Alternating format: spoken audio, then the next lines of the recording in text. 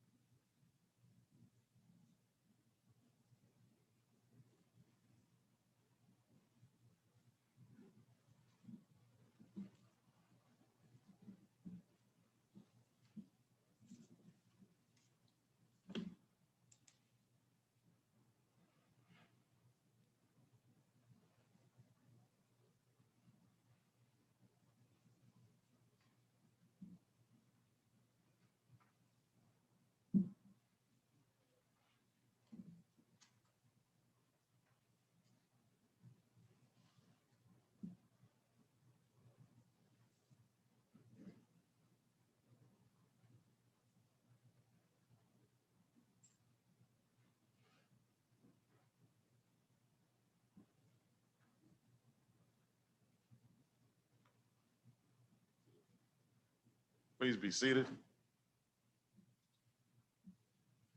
Nobody announced you were coming in. You snuck in on me. Sorry.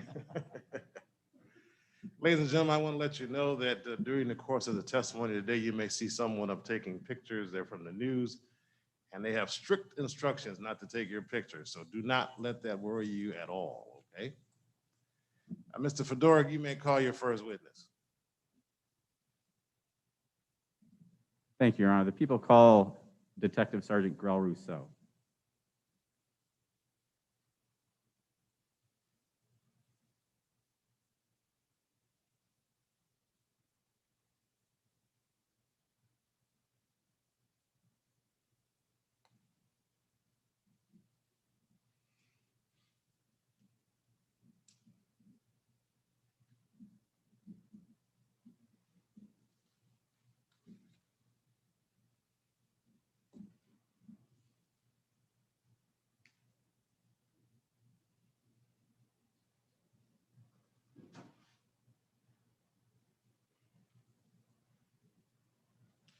Mr. Russo, come forward and be sworn by my clerk, please.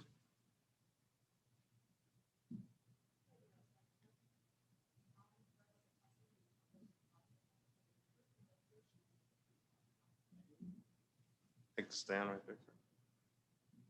Nope.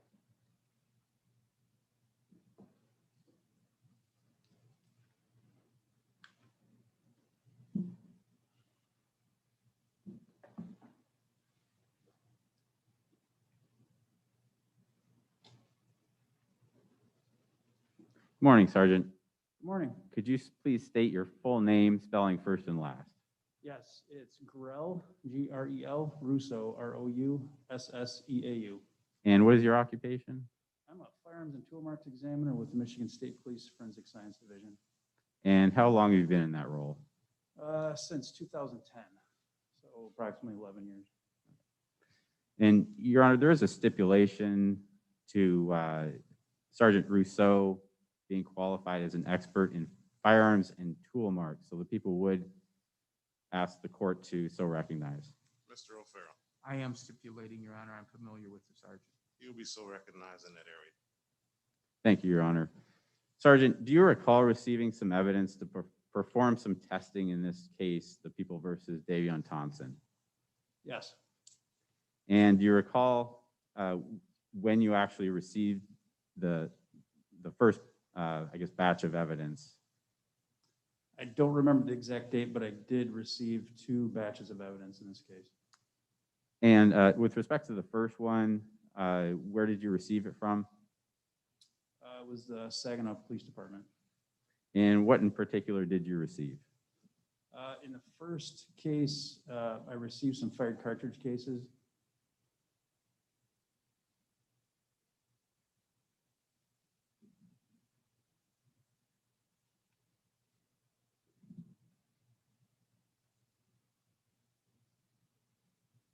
And so, Detective or Sergeant, I put in front of you would have been marked as People's Exhibits 20 and 34 for identification. Do you recognize those?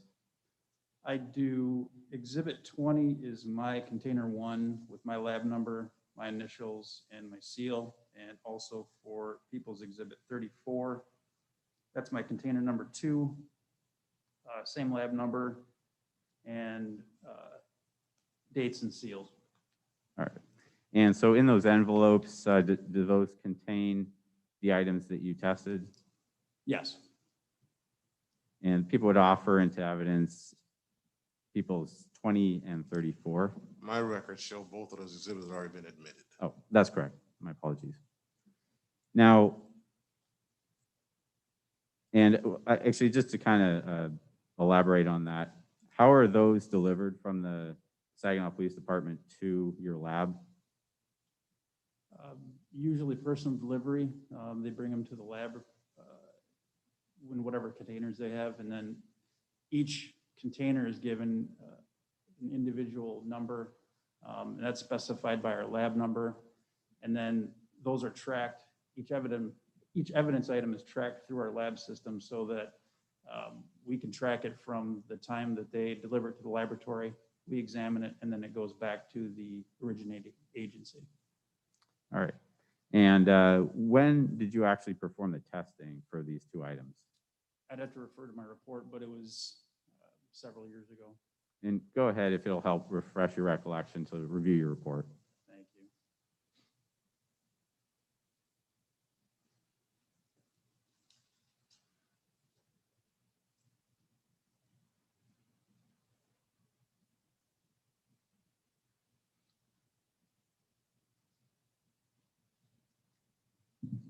So for my case record 1, which would be the first group of evidence, that was back in February of 2018.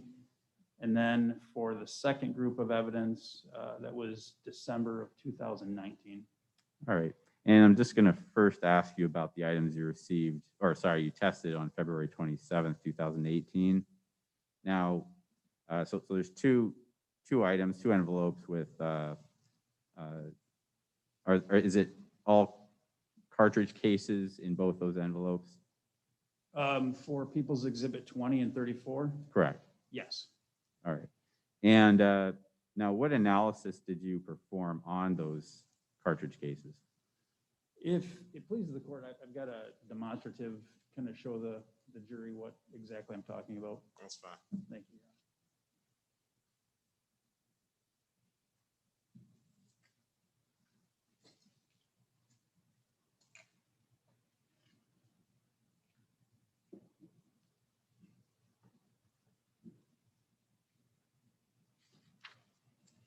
So what I received from Saginaw Police Department was a fired cartridge case. And all this is a large mock-up of a cartridge case. It's plastic. And when I say fired cartridge case, I'm talking about this component of ammunition, which is after this is fired is what's left. So a total unit of ammunition is called a cartridge. It's made up of 4 parts. You've got the projectile, which is the bullet, the cartridge case, the powder that is burned inside the fired cartridge case, and also the primer. So those 4 things make up a cartridge. When I refer to a fired cartridge case, I'm just referring to this cup that's left over. It's usually made out of brass. And then when I'm referring to a fired bullet, I'm referring to the actual projectile. So just to get the terminology correct.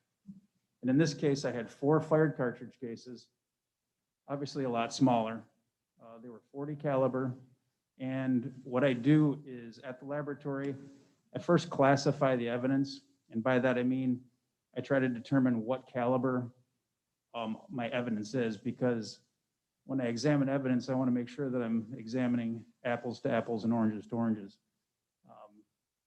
The reason we do that is because I know that a certain caliber can only be fired from a certain caliber gun that is designated to fire that type of caliber. So what I did is I was able to do that. All of my fired cartridge cases were 40 S&W caliber. And then what I did was I looked at the individual characteristics that were imparted to the fired cartridge cases, and I was able to do that on a compound microscope, a comparison microscope, which is nothing more than 2 compound microscopes with an optical bridge so that I can look at 2 pieces of evidence at the same time. So I did that, and I found the individual characteristics from the firearm that fired those fired cartridge cases on all of those evidence items, and I was able to determine that those fired cartridge cases were fired in the same gun. And Sergeant, were you able to determine what type of gun they would have been fired from? Yes. So through my training experience, I know that certain guns leave individual characteristics on the fired cartridge cases and the bullets. And in this case, the fired evidence showed that there were very unique individual characteristics left in the primer area, which is this area of the fired cartridge case. And those were a circular firing pin aperture. That's just a fancy term for a hole that the firing pin goes through from the gun that strikes the primer. And also that the actual firing pin itself from the gun that fired those fired cartridge cases was D-shaped. So I knew that those were fired from a Smith & Wesson make firearm. And was there anything you could determine as far as, so you're looking at 4 separate in total cartridge casings. Is there anything you could do to determine whether all 4 had been fired from the same firearm? Yeah, so when I do my examination, that's exactly what I explained is the individual characteristics that are imparted on those from the firearm from the time that the firearm was actually manufactured, those machining marks are put onto the fired components when the gun's fired. And so in this case, you did determine that all 4 had been fired from the same firearm? That's correct, yes. Okay. Now, and then you that evidence after you tested it, that was returned to the department? Yes. Now, you mentioned a second batch of evidence that you received, and that was on December of 2019 that you Yes. tested it? That's correct. Okay. Now, what did you receive at that time? I received some bullets, fired bullets. I received some lead cores.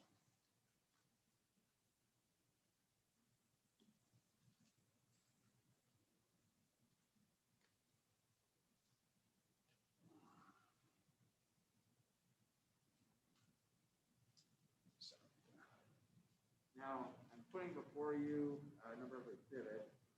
So first exhibit 28 for identification. Is that something you recognize? Yes, People's 28 is, again, my lab number. This is container 8 from the laboratory. And it's got my initials and seal on it. Inside container 8 is a fired bullet, my item 12.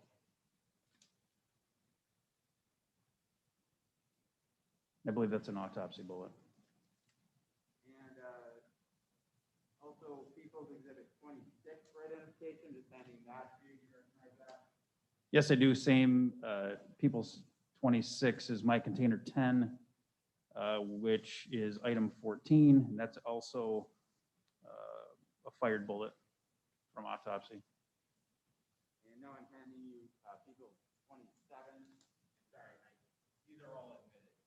Okay. People's 27, you recognize that? Yes, I do. Same. It's my container number 9, item 13. And this is my item number, report, item 13. It's a fired bullet as well from autopsy. Now I'm going to hand you People's 23, 24, 25. Again, these are admitted exhibits. You recognize these? I do. 23 is my container 5, which is item 1, I believe. That's a lead core. My container 6, People's Exhibit 24, is a fired bullet. I do the same.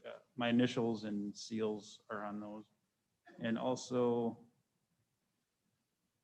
People's Exhibit 25 is my container 7, and that is item 3, which is a fired bullet as well.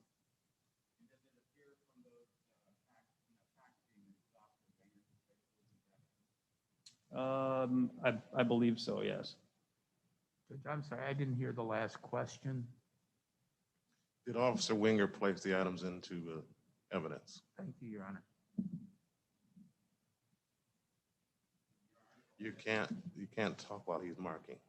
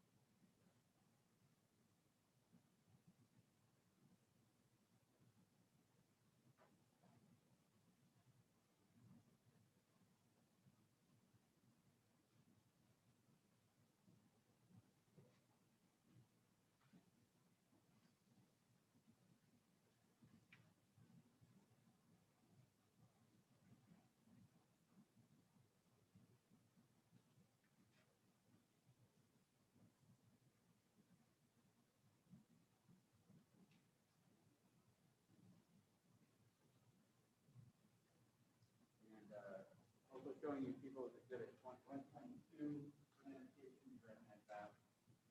I do. 122 is my container 11, and that's item 20. And that was also a fired bullet. And so these are all the items that you have. Yes, sir.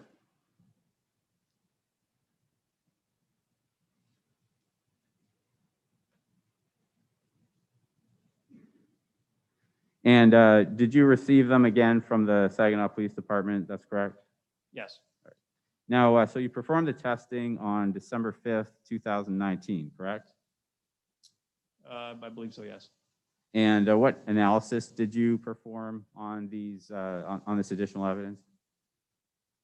Similarly, with the fired cartridge cases, I have to do the same thing with fired bullets, and I have to determine caliber first. And to do that, I look at the class characteristics of the fired bullets. That's the diameter of the bullet, the number of lands and grooves.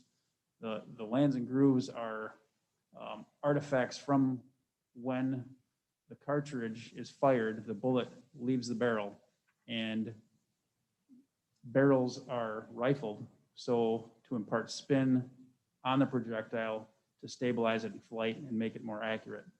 So taking all those into consideration, I was able to classify the bullets with rifling on them, and I determined to be two groups. One was the group of, I believe, 4 fired bullets. I refer to my report here, I want to get this right. Yes, 4 bullets were 5 right, which means the rifling had 5 lands and grooves with a right-hand twist and 40 caliber or 10 millimeter.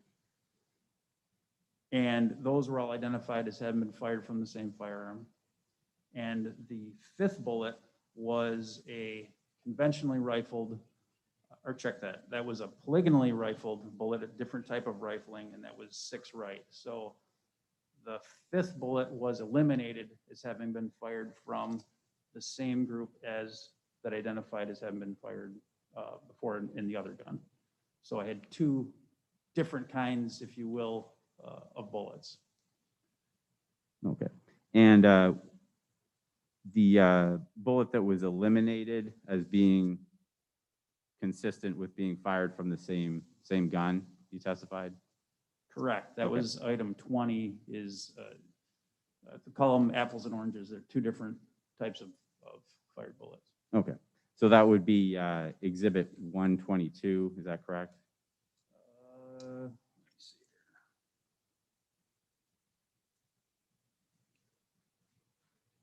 Yes, that would be People's Exhibit 122 and my item number 20. Okay. And that was a fired bullet that was found from the Washington Street address? I have no knowledge of that. I don't know where it was collected from. Okay, thanks. Now, so comparing those items to the items that you analyzed back in 2018, were you able to make any conclusions as far as those fired bullets from December of 2019 being fired from the same weapon as those you analyzed back in 2018? It's interesting that, like I could with the fired cartridge case, I could determine the manufacturer that fired that, those cartridge cases. I was also able to determine that when I looked at the lands and grooves of those 4 bullets that identified to each other, the characteristics of both the land and groove widths, the number and direction of twist from those bullets, I was able to put those into a federal database. Now that's a not all inclusive, but what's interesting is that there was only one manufacturer that that could have fired those group of bullets, and that was a Smith & Wesson also. Now, I know from training and experience that taking the individual characteristics from the fired cartridge cases and taking the individual characteristics and part of the fired bullets, I know that there is 2 firearms that could have fired that model-wise. And those are Sigma series Smith & Wesson pistols, those being a SD40 VE and an SW40 VE. So it's pretty, I don't know the word, it's very unique, I guess, in this situation to be able to do that. All right. Now, did you get a chance to see a photograph of a that was sent to you from the prosecutor's office of a particular firearm? Yes.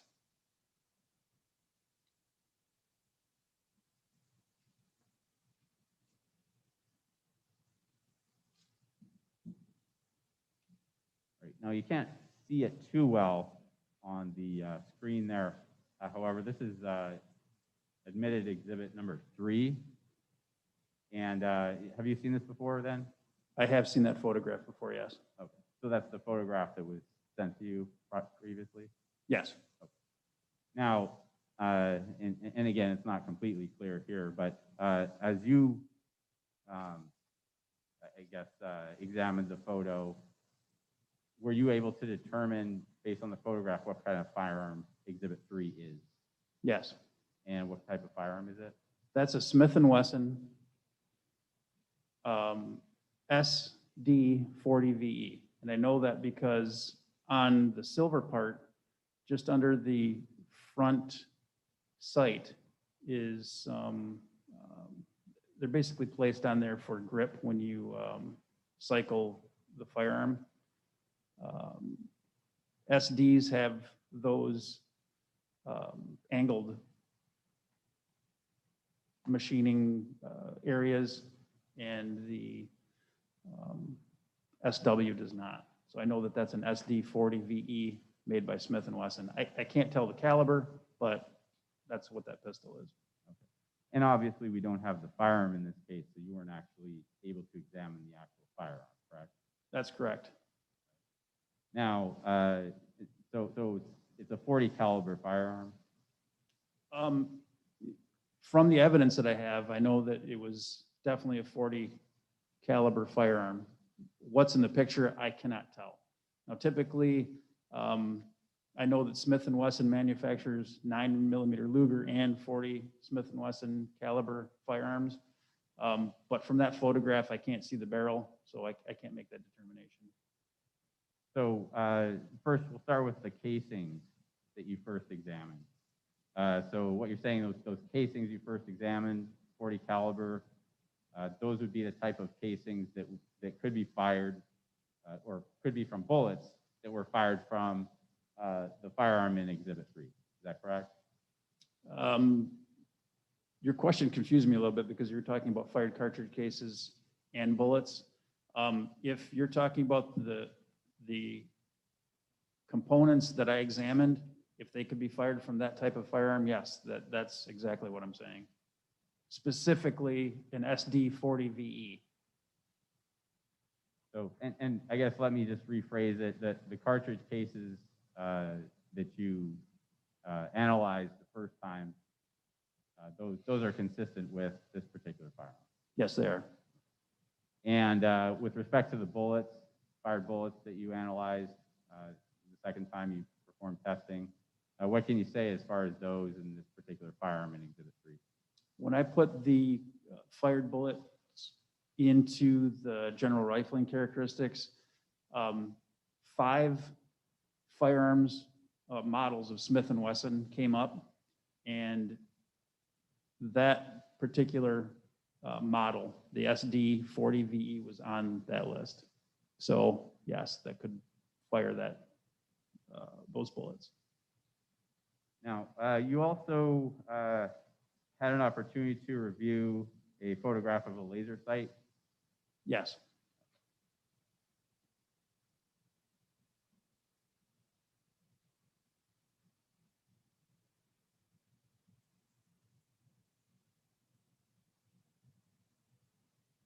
And so I have Exhibit 51 up on the screen. You can't quite see the number there, but what you see on the screen, is that what you had reviewed previously? Yes, that photograph. Okay. And do you recognize what kind of laser sight that is? That is a red laser by iProtect. All right.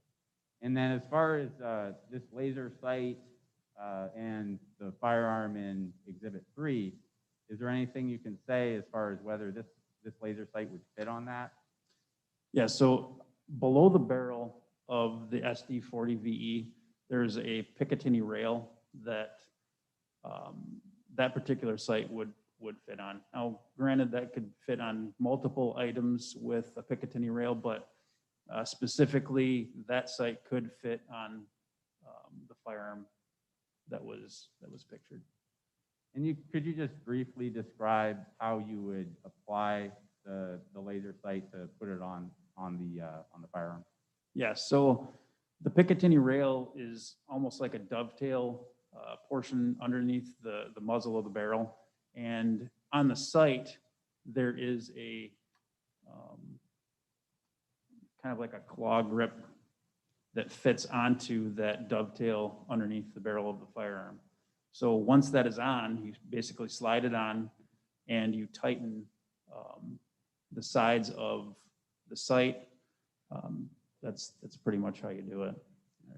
Now, is it possible for a laser sight to fall off the gun, for instance, when it's being fired, when the gun's being fired?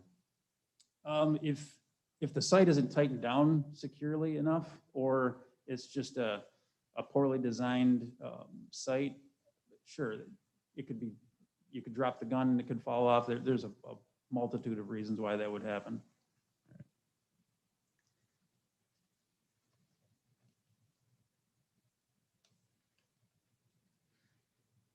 Now, Defense Counsel had inquired with some other officers about gunpowder residue testing. Have you ever, or do you have any knowledge or experience with gunpowder residue testing? Your Honor, I would object. This gentleman has not been qualified for that purpose. I can ask him some questions for foundation, Your Honor. All right, proceed. All right. So, Sergeant, what type of training do you have or experience with respect to gunpowder residue testing? In my 2-year training program, we, among other areas, dealt with gunpowder morphology, what the gunpowder is made out of, what primer compounds are made of, how those react. I was also trained in distance determination, where I take fired powder and primer residues to determine how far away a firearm was fired to a particular object. Now, what we do is we use observation and we use multitude of chemicals to determine lead residue, heavy metals like antimony, bismuth, things like that, to determine how far something was fired onto a particular object.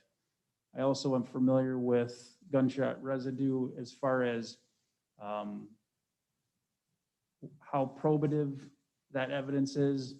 I know some laboratories do not do that testing anymore because of that particular reason. And if you'd like me to explain why, I can do that.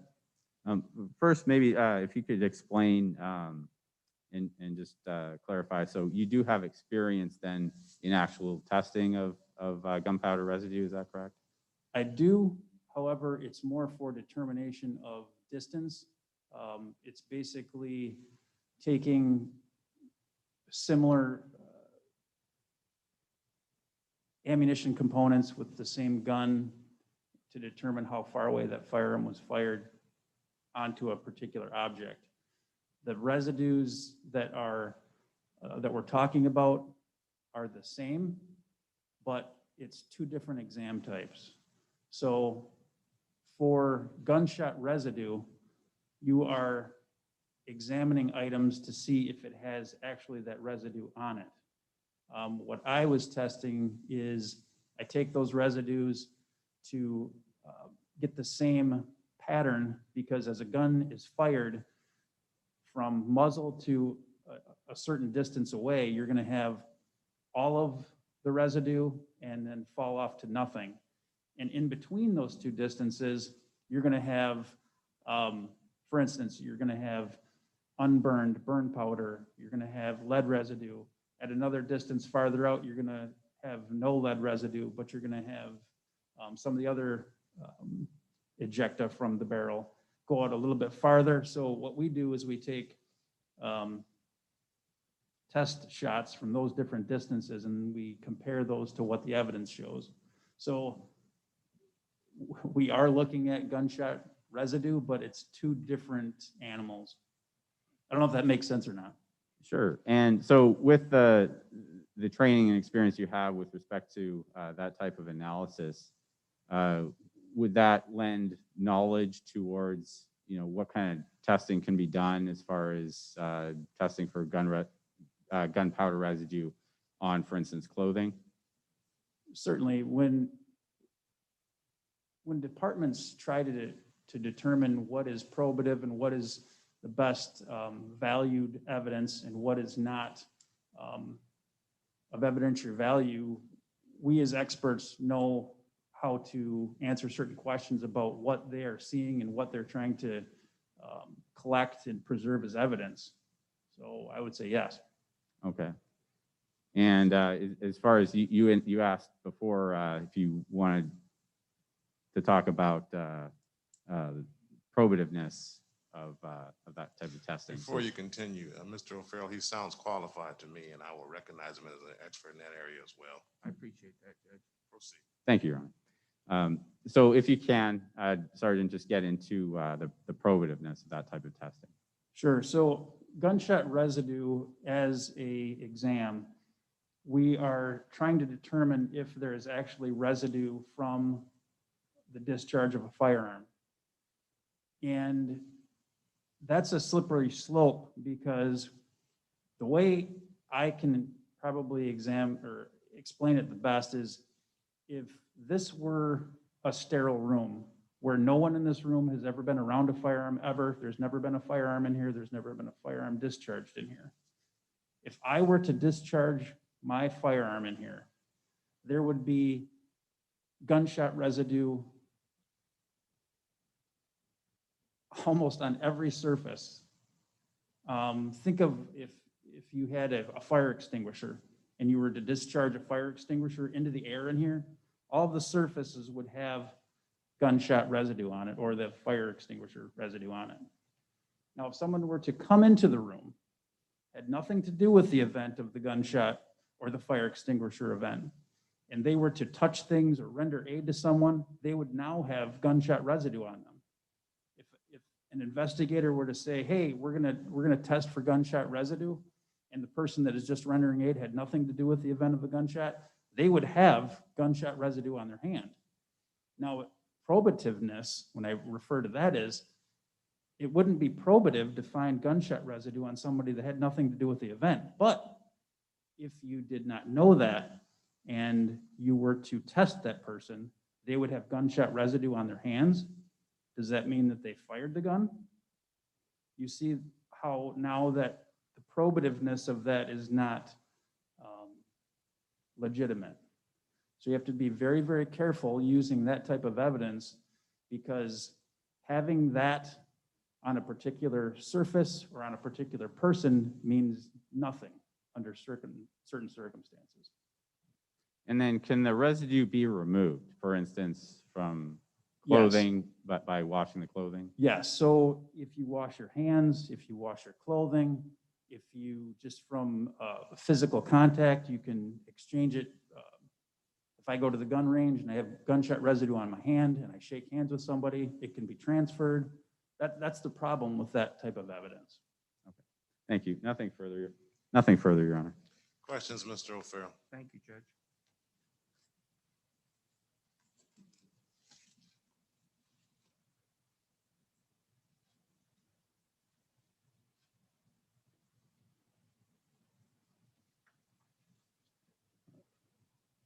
Good morning, Sergeant. Good morning, sir. And I know I don't even have to say this to you, but if I don't make myself clear with the question, I'm sure you'll let me know. I will. All right. I've received 2 reports in this case, which I assume are copies of yours. The first one indicates that your examination was completed on February 23rd of 2018. Do you have that report? I do. I believe that's my case record 1, if I'm not mistaken, sir. Yes. Yes. And then I have another report indicating that the examination was completed on December 6th of 2019. That's correct. That's my case record 4. Now, there's a record number 1 on the first report and record number 4 on the second report. Are there 2 other reports in between, like 2 and 3? I believe so. Now, in terms of, just briefly on the gunpowder residue,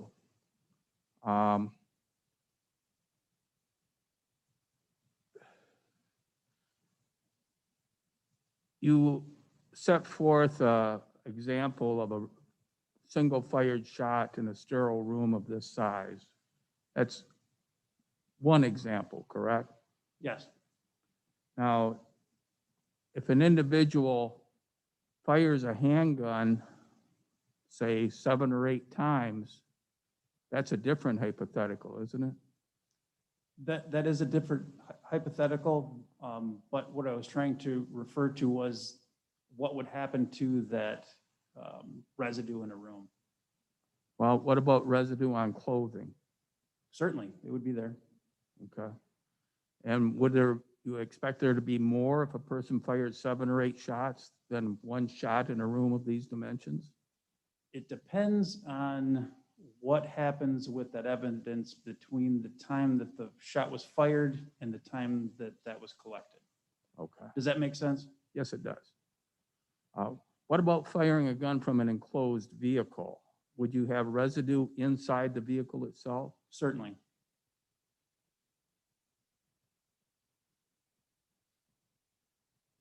Now, in your report on the second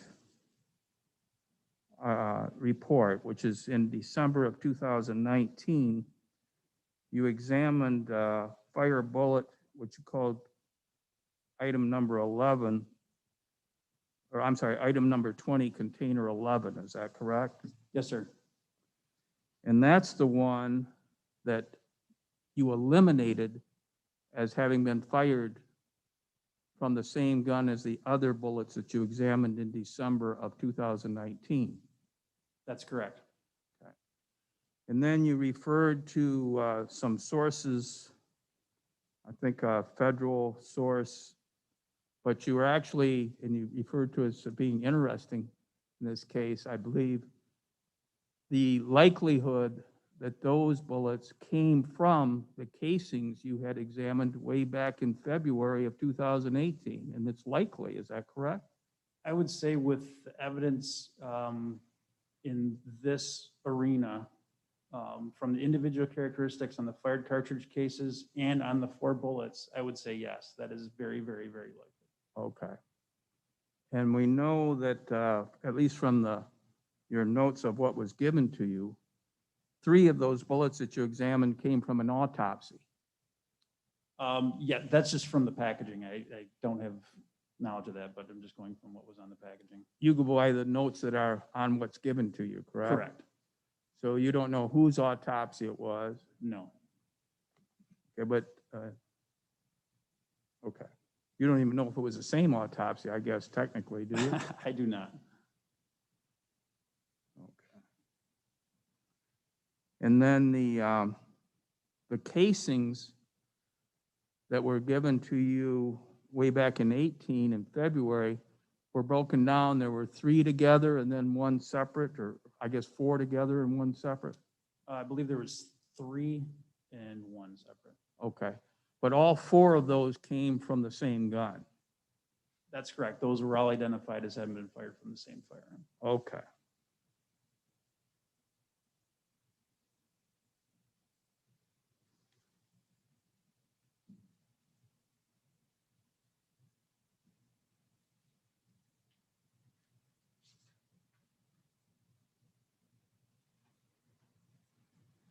And I know this isn't part of your investigation. The prosecutor had indicated to, I believe in his question, and I may be wrong, that the bullet that you examined in December of 19 that was eliminated as having been fired from that same gun was located in, at an address on Washington. Do you remember that question? I do, however, I do not know where these pieces of evidence were collected. I have no knowledge of that other than the paperwork that came with those. Your Honor, if I may, that was Exhibit 122. I wonder if counsel would stipulate or that has been admitted as having come from the bedroom of the location of the search warrant on Washington. Exhibit 122 has not been admitted according to my notes. Then I would move for admission, Judge. We've had testimony about it. No objection. Exhibit 122 will be admitted. And also the stipulation as to its source from the search warrant, search of the bedroom on Washington. That's correct, Your Honor. Sergeant Giroux did recover the item from the defendant's residence on the Washington Street address. All right. So we know, I'm sorry, back to you.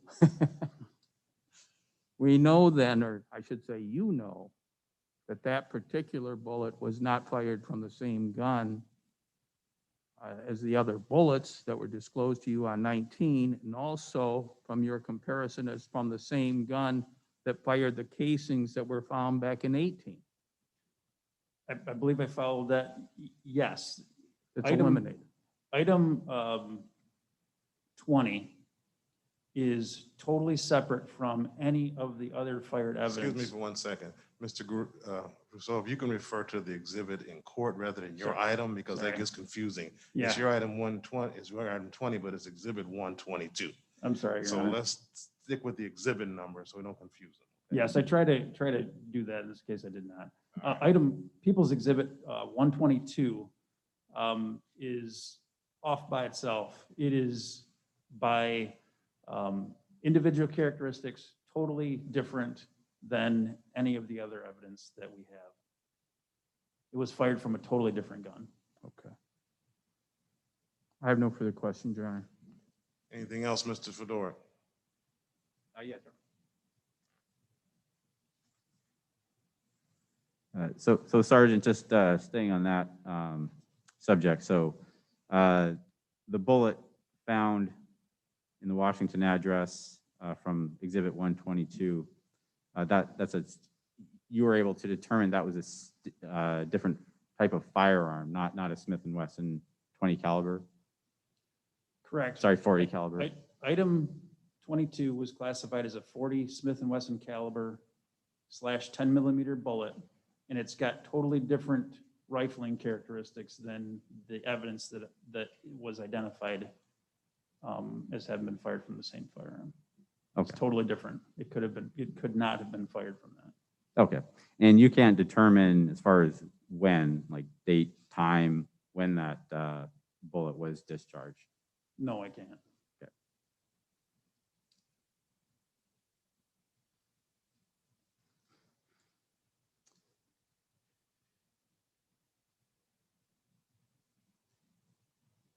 Now, as far as gunpowder residue in an enclosed vehicle, now, if you already know that the person who fired the gun was inside the vehicle, is there any value in doing any analysis to find gunpowder in the vehicle? There wouldn't. Counsel asked you about the number of shots that were taken and how that relates to gunpowder. However many shots were taken, well, first of all, can you determine how many shots were taken from how much gunpowder you find? No, and the reason you can't do that is because of the reason I told you. It can be washed off, it can be shaken off, it can be transferred, it can be wiped off. That's the reason why that type of evidence is very, for lack of a better term, dangerous. You can't, there's too many unknowns before that evidence gets to us. Having more residue doesn't mean that there was more shots, or less residue or lack of residue doesn't mean that somebody wasn't there. It just means that either got wiped off or got transferred, et cetera. All right. And then with respect to those other two reports, so you prepared report 1 and then report 4, you didn't have anything to do with reports 2 and 3, correct? No, my total reports were, what I had to do with this case was my case record 1 and case record 4. I believe the other ones were latent prints and biology, which would be DNA. Okay.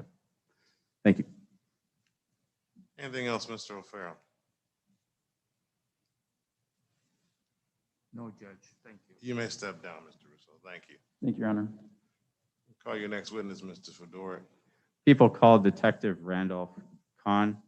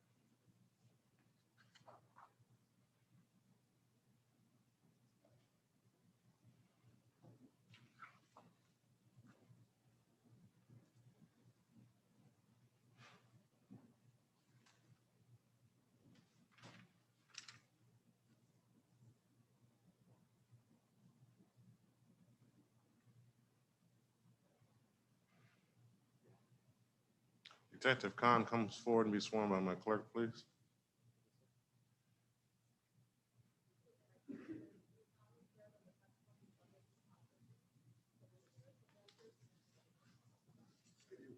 You can have to stand right here.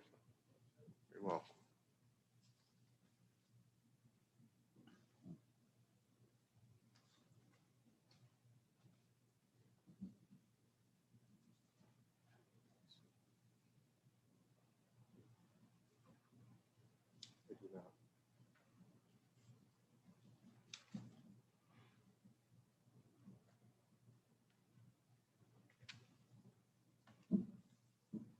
And Your Honor, is it possible to get the assistance of the tech support? We just need an HDMI. There should be an HDMI cable over there, and I'm not seeing where it is now. Technical support to hook up a projector. I just need to locate the HDMI cable. Okay.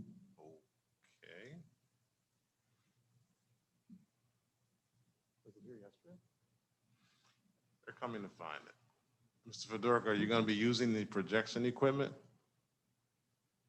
Yes, so the cable just needs to go into Detective Khan's laptop.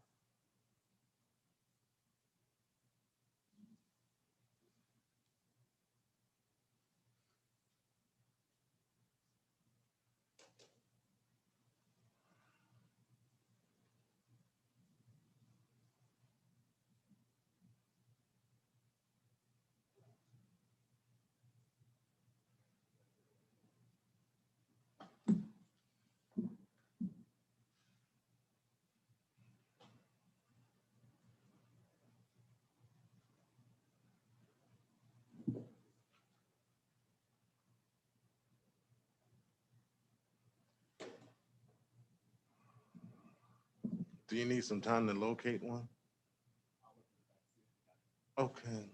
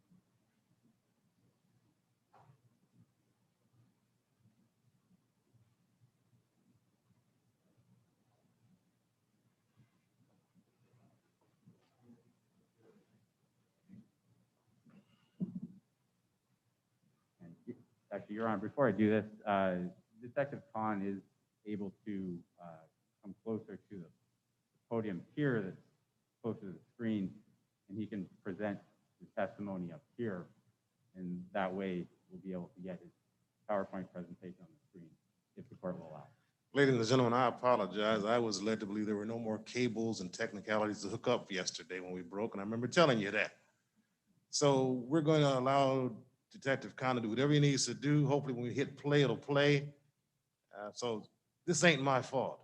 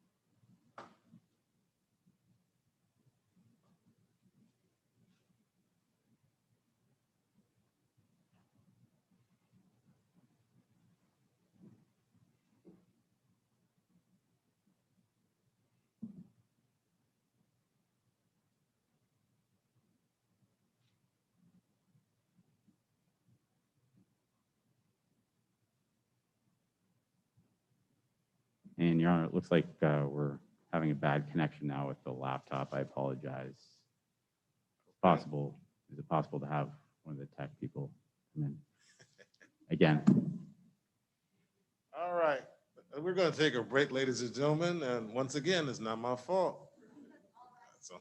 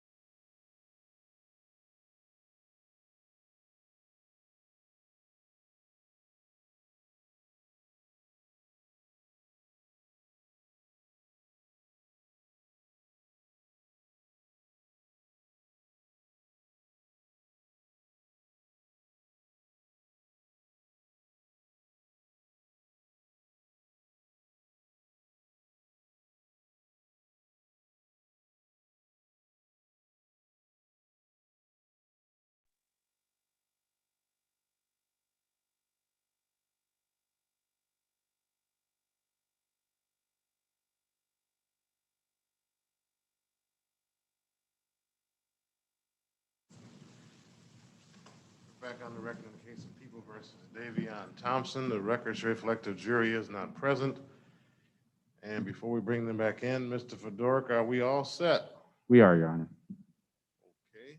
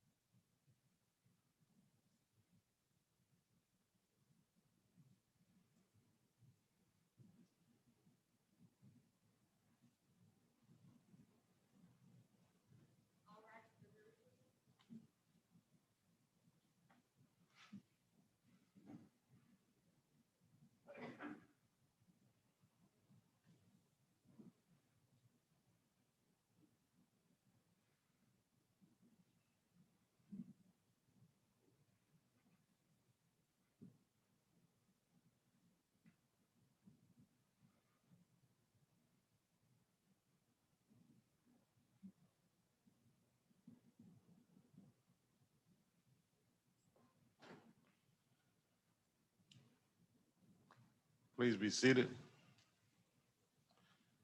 Never let it be said when you're in trial with Judge Jackson, you don't get your exercise. All right, Mr. Fedoruk, you may continue. Thank you, Your Honor. Detective, could you please state your full name for the record, spelling your first and last?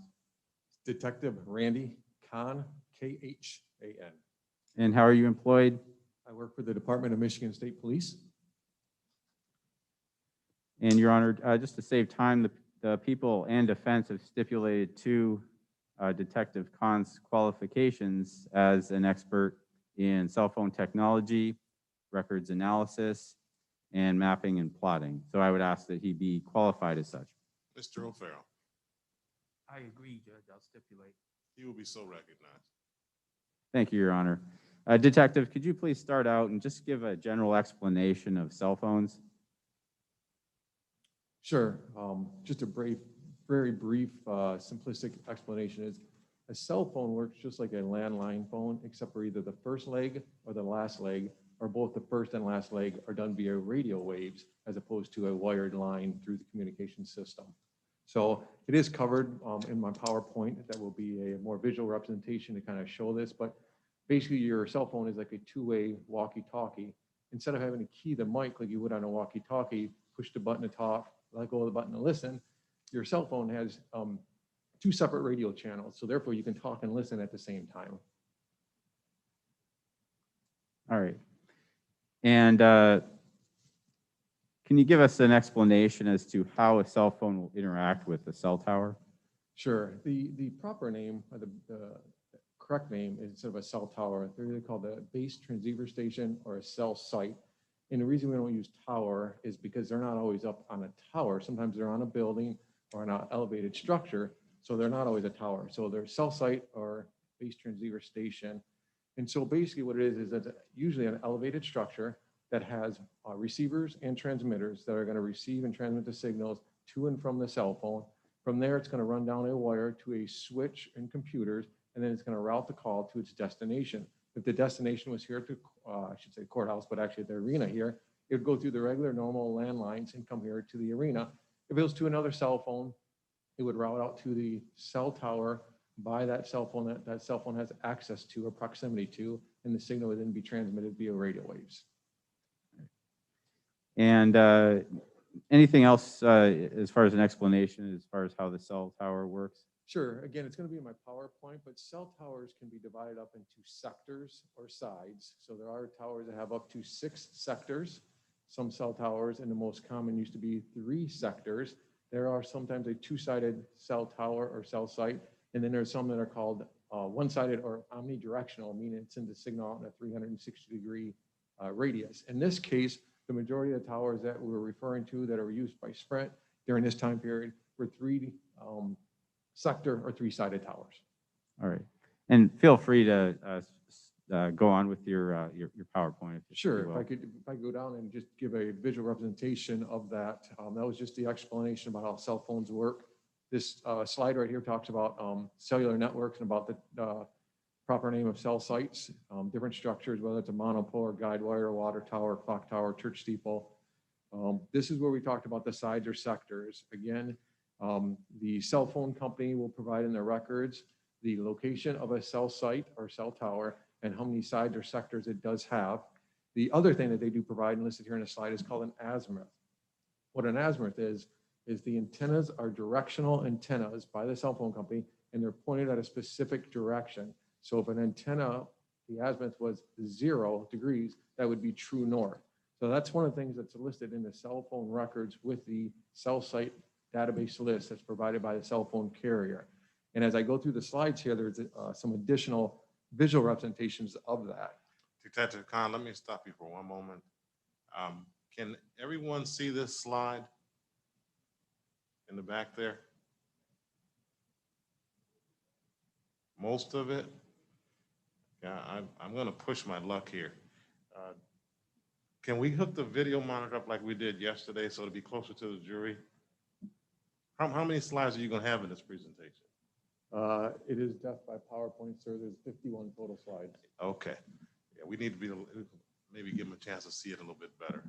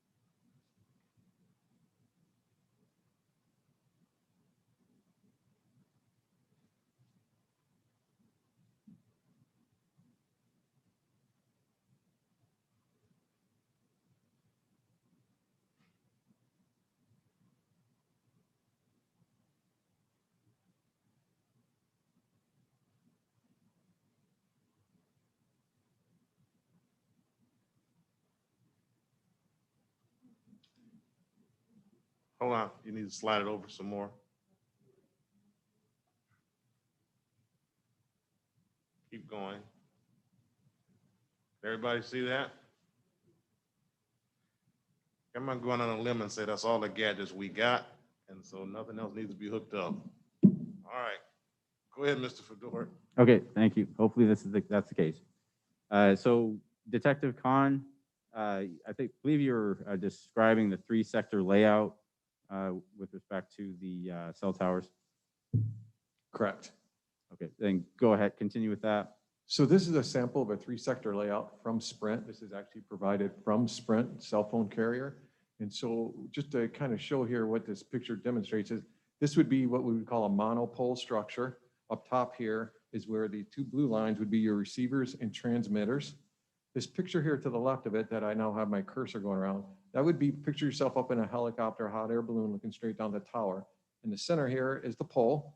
You have angle iron going out with brackets, and then you have this triangle shaped piece of metal, again, having their receivers and transmitters around on the 3 sides. Each side is labeled alpha, here's gamma and beta, or also up here it's listed as sector 1, 2, and 3. The next slide will kind of give you a little better representation. When I said earlier, they give you the azimuth. This blue line would represent the azimuth. And what that is that is the center section of the beam from the cell phone carrier where they aim it at. So it's aimed at 0 degrees, and then it's going to fan out here. And these black lines are what we would call sector boundaries or sector lines. This would be sector 2. This would be sector 3. And the three sectors together in this instance would provide you 360-degree coverage from that cell site or that cell tower. The next slide kind of shows, if I superimpose the last two pictures over top of each other, you've got, again, looking down on top of the cell tower, sector 1 pointing north, sector 2 over here pointing kind of to the south and east, and sector 3 pointing at 240 degrees pointing to the southwest. And again, each cell site or cell tower is set up individually for that specific geographical area by each cell phone carrier, depending on population base, how many customers they have in the area, some topography and some other things that they use to make their determination of where they put these cell sites and how they aim their antennas and receivers. Okay. And then, Detective, can you further explain how it works as far as the radius, outer inner radius of the cell sites? Sure. This next slide demonstrates what's called down tilt or beam tilt. And basically, as you can read up here, it's aiming the main lobe of the vertical beam pattern of an antenna below the horizontal plane for optimal signal coverage. So in other words, these cell phone cell sites or cell towers are elevated structures. We inhabit the earth, we're down below them. So the signal is aimed down towards the ground, towards us, both mechanically and electronically, so that our cell phones receive the signal. The other thing they don't want to do is each cell site can only handle so many calls, so many available radio channels for people to make cell phone calls and receive cell phone calls. So what they need to do is they need to cover a geographical area, again, depending on population base and the amount of customers they have in that area. So they tilt the antennas down towards the ground, and they use the available frequencies that they're allowed to use by the federal government. So each cell phone carrier only has so many frequencies available to use for their system. And so what they do is there's a thing called frequency reuse pattern. They reuse the same frequency, sometimes only one or two, I should say 2 or 3 cell sites away.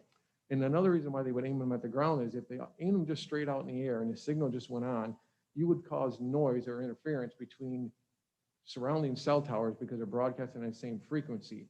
A real good simple example would be if you're driving in your automobile and you're listening to a radio station, and as you leave one city and you start approaching another big city and they have the same radio channel, and now all of a sudden you're kind of hearing 2 different channels at the same time, and it's static, it's noise, you don't really get it. Same thing happens here in a cell phone system. So that's why they actually aim the signal down towards the ground and cover a specific geographical area population base with their cell sites. All right. And then I believe you have a couple of photographs, examples of what the cell sites look like. This would be an example of a monopole cell site structure. And you see up top here is that triangle piece. And then there's another triangle piece here. And there's actually some more down below it. If you look closely, you can actually see a little bit of that mechanical down tilt that I spoke about. And again, they also do it electronically. So this would be an example of a cell site that potentially has maybe more than one carrier, maybe Sprint, AT&T, or also Verizon, or it could be the same carrier, but they have antennas for different technology, whether it's their 2G, 3G, the 4G side, or even now that we're getting to 5G. So they can coexist at the same location. So again, that's why we call it a cell site, because different cell carriers can be present or different technologies can be present at one location. The next slide, just another example, again, of the exact same thing, triangle-shaped metal brackets with the receivers and transmitters up top. All right. And could you just discuss for the jury basically the number and how they're dispersed of cell towers in the state of Michigan? So each cell phone carrier determines, again, how many cell towers they need for each geographical location, or for here, we're talking about the state of Michigan. And then they also number each of their cell sites. They will assign a number. In this case, when we were talking about Sprint during the time of 2018, their cell sites used a 4-digit number. So all their cell sites had a 4-digit number. So when they said Sprint cell site 1832, you could look at the cell site database and see the geographical lat and long of that cell site, and also where the azimuths are pointed for the 3 different sectors. So this is an example during this time period of 2018 of the Sprint cell sites located in Lower Michigan. And if you look wherever there's an orange circle, that is where a cell site is located or was located for Sprint during this time. And as you can see around the Metro Detroit area, or the larger population base, Grand Rapids, Lansing, Kalamazoo, here's Saginaw, Bay City, even Midland, there's more cell sites. Otherwise, if you notice, if you go along the expressway, this being I-75, this is 127, that's the areas where they'll put the cell sites as people travel, and that'll also provide coverage for that local area. If you look over here in the thumb, very sparse as far as Sprint cell sites, but again, a much lower population base, less users. And so there they would use a different frequency and a higher wattage to broadcast their signal much further than they would in a populated area that we have here in Saginaw. And then I believe in the next slide, you have a diagram of the location of cell sites in the Saginaw area. Correct. I labeled this as the greater Saginaw area. It does encompass the city of Saginaw and a little bit of the area to the west, all the way over to Hemlock, maybe a little to the north by Freeland. You get down here, you get to Bridgeport, and down here in the far right corner will be Frankenmuth. Up here is Reese. So again, to show you, as you travel west along M46, you can see there are cell sites. As you go up M47, there are cell sites, and as you get towards Frankenmuth, the town, or Reese was a town. But this in-between area are all over here during the Shiawassee National Wildlife Preserve. Very few people, very few cell sites are needed because there's not a lot of users in that area. And then again, this diagram that you have up on the slide or on the screen, this is cell sites as of 2018, correct? Correct. Okay. And then I believe your next slide is just a satellite view. It is. So this is just a satellite view to kind of get a little better representation. You can see here the city of Saginaw, how much more densely populated it is. So we have cell sites here all throughout the city. And then as you get to this rural area, we got one here in, down by Bridgeport and I-75. You got one in between Frankenmuth and Bridgeport and Frankenmuth. But when you get to this rural area, you can see it's mostly green vegetation, farmland. So there's not as many cell sites or cell towers needed by the carrier in that area. Cell sites are very expensive to manufacture, put up, and maintain in the amount of electricity used. So they're only going to put cell sites or cell towers in areas that they need them to provide coverage. All right. Now, Detective, the jury's heard some testimony as far as where the homicide occurred in this particular case, and you're familiar with that information as well. Could you just tell the jury about the presence of cell sites in that particular area? Sure. First, the big picture on here, if you look at right here labeled, that is the red push pin, and at the bottom of the push pin is the address of 522 South Bond. So this is kind of a wide view of it. If I go back one slide, again, you can kind of see the cell sites, big picture, we're far out here. But if I go forward, here's a much closer zoomed in picture. These are the two closest Sprint cell sites to that address during this time. And so it's Sprint cell site 1821 and 1832. The closest Sprint cell site is here, 1821, and straight line distance, because again, the radio signal are going to go straight line, they're not going to follow the road, is 9/10 of a mile from the cell site to the homicide scene. The next closest cell site is just to the east across the river, and that's 1.57 miles. And again, that is cell site Sprint 1832. All right. Now, you've looked at some information that you obtained for this particular case, People versus Davion Thompson. Were you able to obtain phone records related to this case? I was. The investigating agency, Saginaw PD, contacted me and provided me with the cell phone records for this case that I analyzed. And what were the cell phone records? They were from Sprint. And were they with respect to particular phone numbers and particular individuals? Correct. So the next chart here is actually from my report shows my complaint number, TSU 286-18, and then also the Saginaw Police complaint number. And through the years of doing this, I find it best when I'm talking about multiple phone numbers that I assign a color to each number to make it easier later on as we demonstrate either call patterns, life patterns, or also travel patterns, that we assign a color that correlates with a phone number.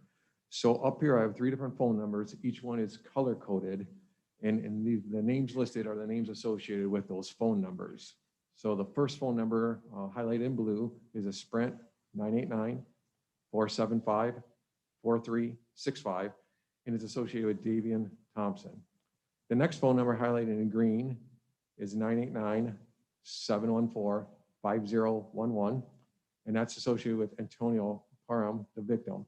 Now, I do not have those records. I just have that phone number provided to me by the detectives as looking to see if it shows up on any of the cell phone records that I did my analysis on. And then this last number listed in yellow is another Sprint cell phone number that I do have the records for and did analysis on, and it's Sprint 989-714-7663, and that's associated with Lisa Curtis. All right. And then how did you obtain those records? They are provided to me by the investigating agency in a digital format. And then did you also receive certifications with respect to the records? I do. That's one of the first things I look for when another agency provides me with cell phone records, is look for the certification from the cell phone carrier. So this is the certification highlighted in blue for the Sprint 989-475-4365.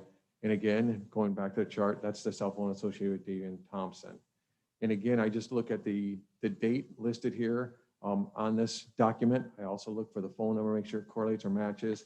Sprint has a separate case number that I look them see, make sure it matches with all the records that they did provide me. And then basically they just say that these records are kept in a normal course of business. They are made at or near the time of the communication, and that these are these are the original copies, or they're accurate true copies of the originals.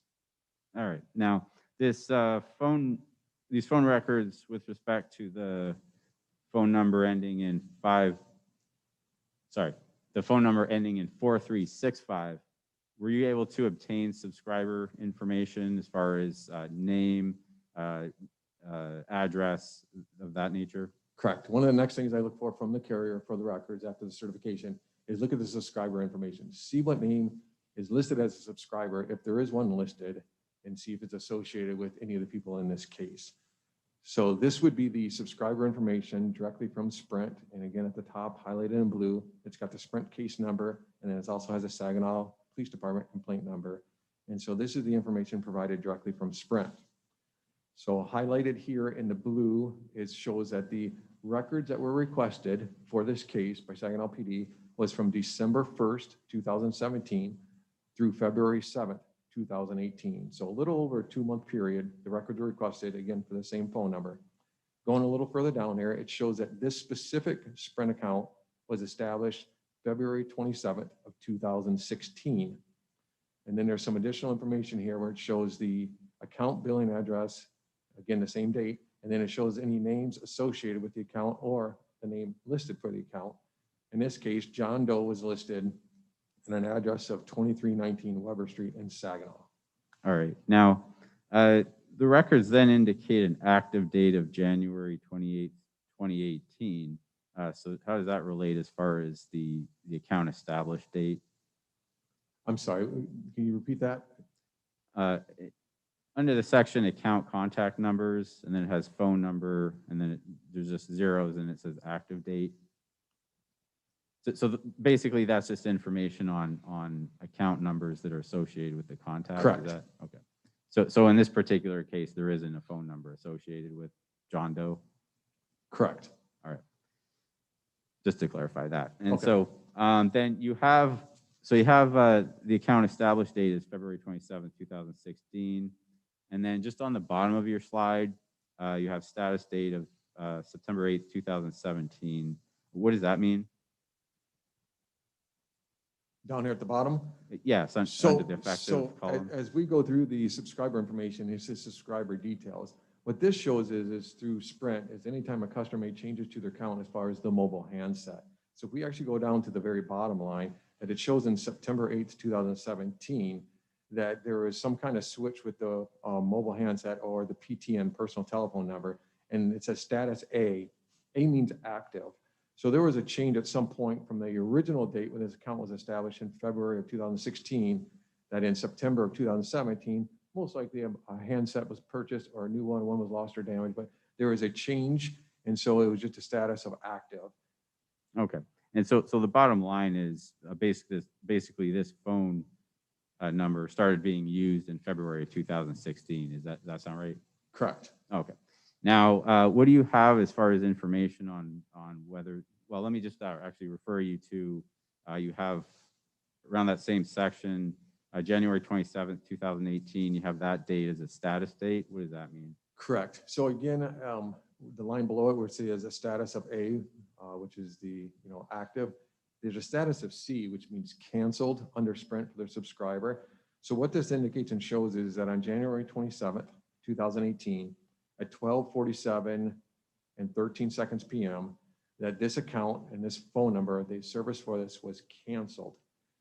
Sprint is located in Kansas City, Missouri, so therefore they are in Central Time Zone. So they log any communications with their call center as in Central Time Zone. So even though it shows that it was canceled at 12:47 p.m. and 13 seconds, to be the correct time here in Michigan, we are in Eastern Time, you have to add 1 hour to that. So the phone was actually canceled our local time at 1:47 p.m. on January 27th, 2018. All right. And so we're talking about, again, this is the phone number that's associated with Davion Thompson. And what you're saying is this particular phone number was deactivated at 1:47 p.m. on January 27th, 2018. Does that sound right? Correct. They logged the time that someone called and canceled service to that phone at that time. Now, can you give the jury a little bit of information of how somebody cancels their cell phone service? For Sprint, to be able to cancel a cell phone service, you have to call the customer call service center, and then you have to be able to provide them with the account information and usually either a PIN number or some kind of other account information to verify that you are the account holder or have permission to cancel that account. So in other words, I cannot call and cancel any of your phones or your phone without having all the information for the account and either the PIN number and or all of the account information. Sometimes there's, qualifying questions to be able to answer to do that. Okay. And before moving on, I just want to make sure, is that everything you wanted to cover on that slide? Yeah, and going to Central Time, right, just go back 2 slides. The one thing to make sure I understand is Sprint also provides a record key that goes and demonstrates and talks about how to interpret their records. And these are updated often and regularly. And so this was a record key provided during the time of these records. And just highlighted down here in yellow is just, again, with Sprint at the time being located in Kansas City, Missouri, and they are on Central Time, text messages on the Sprint records are typically recorded during this time period in Central Time Zone. Sometimes they can record in what's called GMT, depending on what's called the need listed. In this case, all the cell phone text messages were done in Central Time. So we do have to do a time adjustment on these records and add 1 hour to show the local time here in Michigan. The regular phone calls, they are kept in the time of the local switch that handled the call. And the local switch that handled all these calls in this case is a switch located here in Michigan. So they were logged at the proper Michigan time, local time, Eastern Time. Now, Detective, did you do any research as far as indications of other users of the cell phone? Again, in this case, since the subscriber is listed as John Doe, and I've seen other made up names or unbelievable names. And again, when we do cell phone analysis and when I do it, I'm looking to see who the user of the phone is and not necessarily who the subscriber is. Because an example is my cell phone, it actually belongs to the state of Michigan. The state of Michigan is not the user of the phone. I am the user of the phone. By the same token, I have 4 phones registered in my name. I use none of them. They would be to my children. So therefore, I look to try to find out who the user is. So a lot of times we'll do open source searches or also some paid websites that we use in law enforcement to see if we can find a name associated with the phone number. So again, in this case, because John Doe was listed, I wanted to see if I could find any other names listed or associated with this phone number. All right. And I should kind of go back a little bit. So the name John Doe, so someone signs up for a phone with Sprint, they provide the name John Doe. Sprint's not going to ask for photo ID when you're signing up, are they? Well, so correct. So it depends on the type of plan you sign up for and where you sign up at. If you signed up at a corporate Sprint store and you were doing a phone there, you're going to post pay each month at the end of the month. They're going to do a credit check and want ID.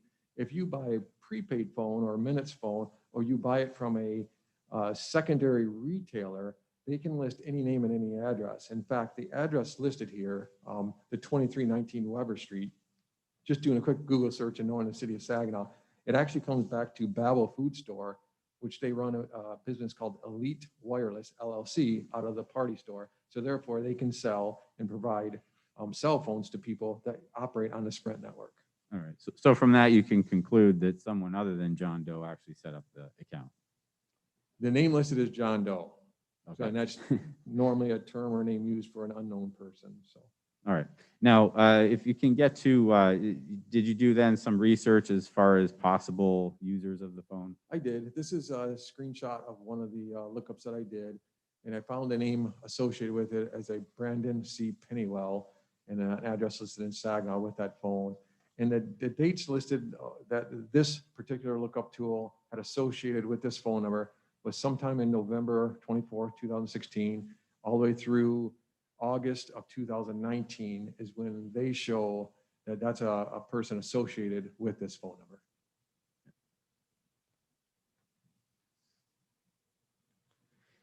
Now, was there anything you were able to look into as far as the use of the cell phone? When I analyze cell phone records, and again, we're talking about, I want to be able to determine the life patterns, the usage of a phone, both the calling patterns, where the phone's used at the most, and how the phone's used and who it communicates with. So with all the cases that I do, and I average 200 cases a year, I do this, follow the same routine with all the phone numbers that I do for cases. So one of the first things I look at is where is the phone used at the most? What cell sites or cell towers does this phone utilize or access the most? For most of us, it's going to be the cell site that we spend the most time near. So for most people, it could be near your house. Unless you're a workaholic and you work a lot, it might be near your place of employment. But so that's one of the things to help establish who the user of a phone is. And I did go through in this case and looking at all the available Sprint records that were available. There was 3 different types of Sprint records available. So I went through and looked at the Sprint records to show where which cell sites were accessed the most and what area the phone was in the most. Okay. And which cell site then was or which cell site area, I guess, was the cell phone used the most? So I have a couple different charts to show here. The first one here is with the CDR records. CDR stands for call detail records. Those records contain when you text or when you call someone on voice call. Although Sprint on our call detail records, texting does not log a cell site use. So when you text someone with Sprint, you do not get what cell site that they access. You only get it when they make a phone call. So for phone calls on the Sprint call detail records, the cell site listed here, get a little closer with my glasses, 1851 was a cell site used the most accessed, I should say. Now I will say in the center of all these blue circles, these are the top 10, there is a cell site or cell tower. The size of the circle does not represent cell coverage for that cell site. It represents the amount of time it was used. In other words, the bigger the circle, the more that cell site or cell tower is used. And over to the lower left here is a corresponding graph. And as you see, this one here on the far left side was used by far more than any other cell site. So if you kind of look at the numbers here, this one was used over 2,700 times compared to the second most frequently used was only used 363 times. So it's over 7 times more that this cell site was used over any other cell site for the Sprint network. Okay. And it might not be clear, but over top of that 1851 cell area, you indicated the address of 4781 South Washington Road. Is that correct? That's correct. Okay. And again, at the 1851 cell tower, there's how many? What was the number? It's 2,709 times that cell site was accessed or used by that cell phone between December 1st, 2017, and the last date of the records that I was given, which was February 8th of 2018. Okay. And then what was the area that was the next highest usage? So if you remember back when we talked about cell phones, towers or cell sites, and they can be divided up in sides or sectors, I did a little further breakdown of this actual cell site so we can show the sides or sectors. So again, this is just a picture to show you the overall where all the cell sites are. Again, the orange circles represent the cell sites. These are our circles of cell sites that were accessed, the top 10 most. But this is a breakdown. So what these lines here represent, and this yellow line here, is this represents sector 3 on this cell site. Now sector 3, provided right here by the carrier, has an azimuth of 270 degrees. If you know what a compass is, and 270 degrees points due west or at the 9 o'clock position on a clock. These yellow lines here represent the sector boundary. So this is sector 3, the antenna points this way, and then a signal fans out in these 2 directions. Sector 1 would be up here and sector 2 would be down here. What this is saying is this is the most frequently used sector. So out of those 2,709 times that this cell site or cell tower is used, 2,672 times it was this side, this sector was used. In other words, all but a total of 37 times this side of this cell tower was used. And this again, the azimuth that points to the west. Okay, and then, so concluding from that then, or no, let me ask you, and then that address that we referenced, so the 4781 South Washington Road, and again, just because some people may not be able to see this, in that address in relation to the cell tower, what can you say? Right, so if you look at my cursor, my arrow, so there's the orange push pin with the address. Right at the tip right now of my arrow is where the push pin goes into the map. That is on South Washington Road. That is in Bridgeport Township. That's actually right just south of the middle school. So that is the cell site is the closest cell site to that address. It's also the sector that has an azimuth that points in that general direction of that address. Okay. And then before we move on to the LTE records, just again, is there something you can say as far as in relation to that number, 2,709? What would be in relation to that? What's the next highest number as far as usage? Well, the next highest cell site usage was down in 363. So again, when we talk about this cell tower is used over 2,700 times, but more importantly, just this side or sector was used almost all of those except for 37. So this would be indicate that this cell phone accesses that side of that cell site more than any other cell site by more than 7 times. So, you know, the cell phone spends more time over in this area than any other area during that 2-month duration of the records that we have. Okay.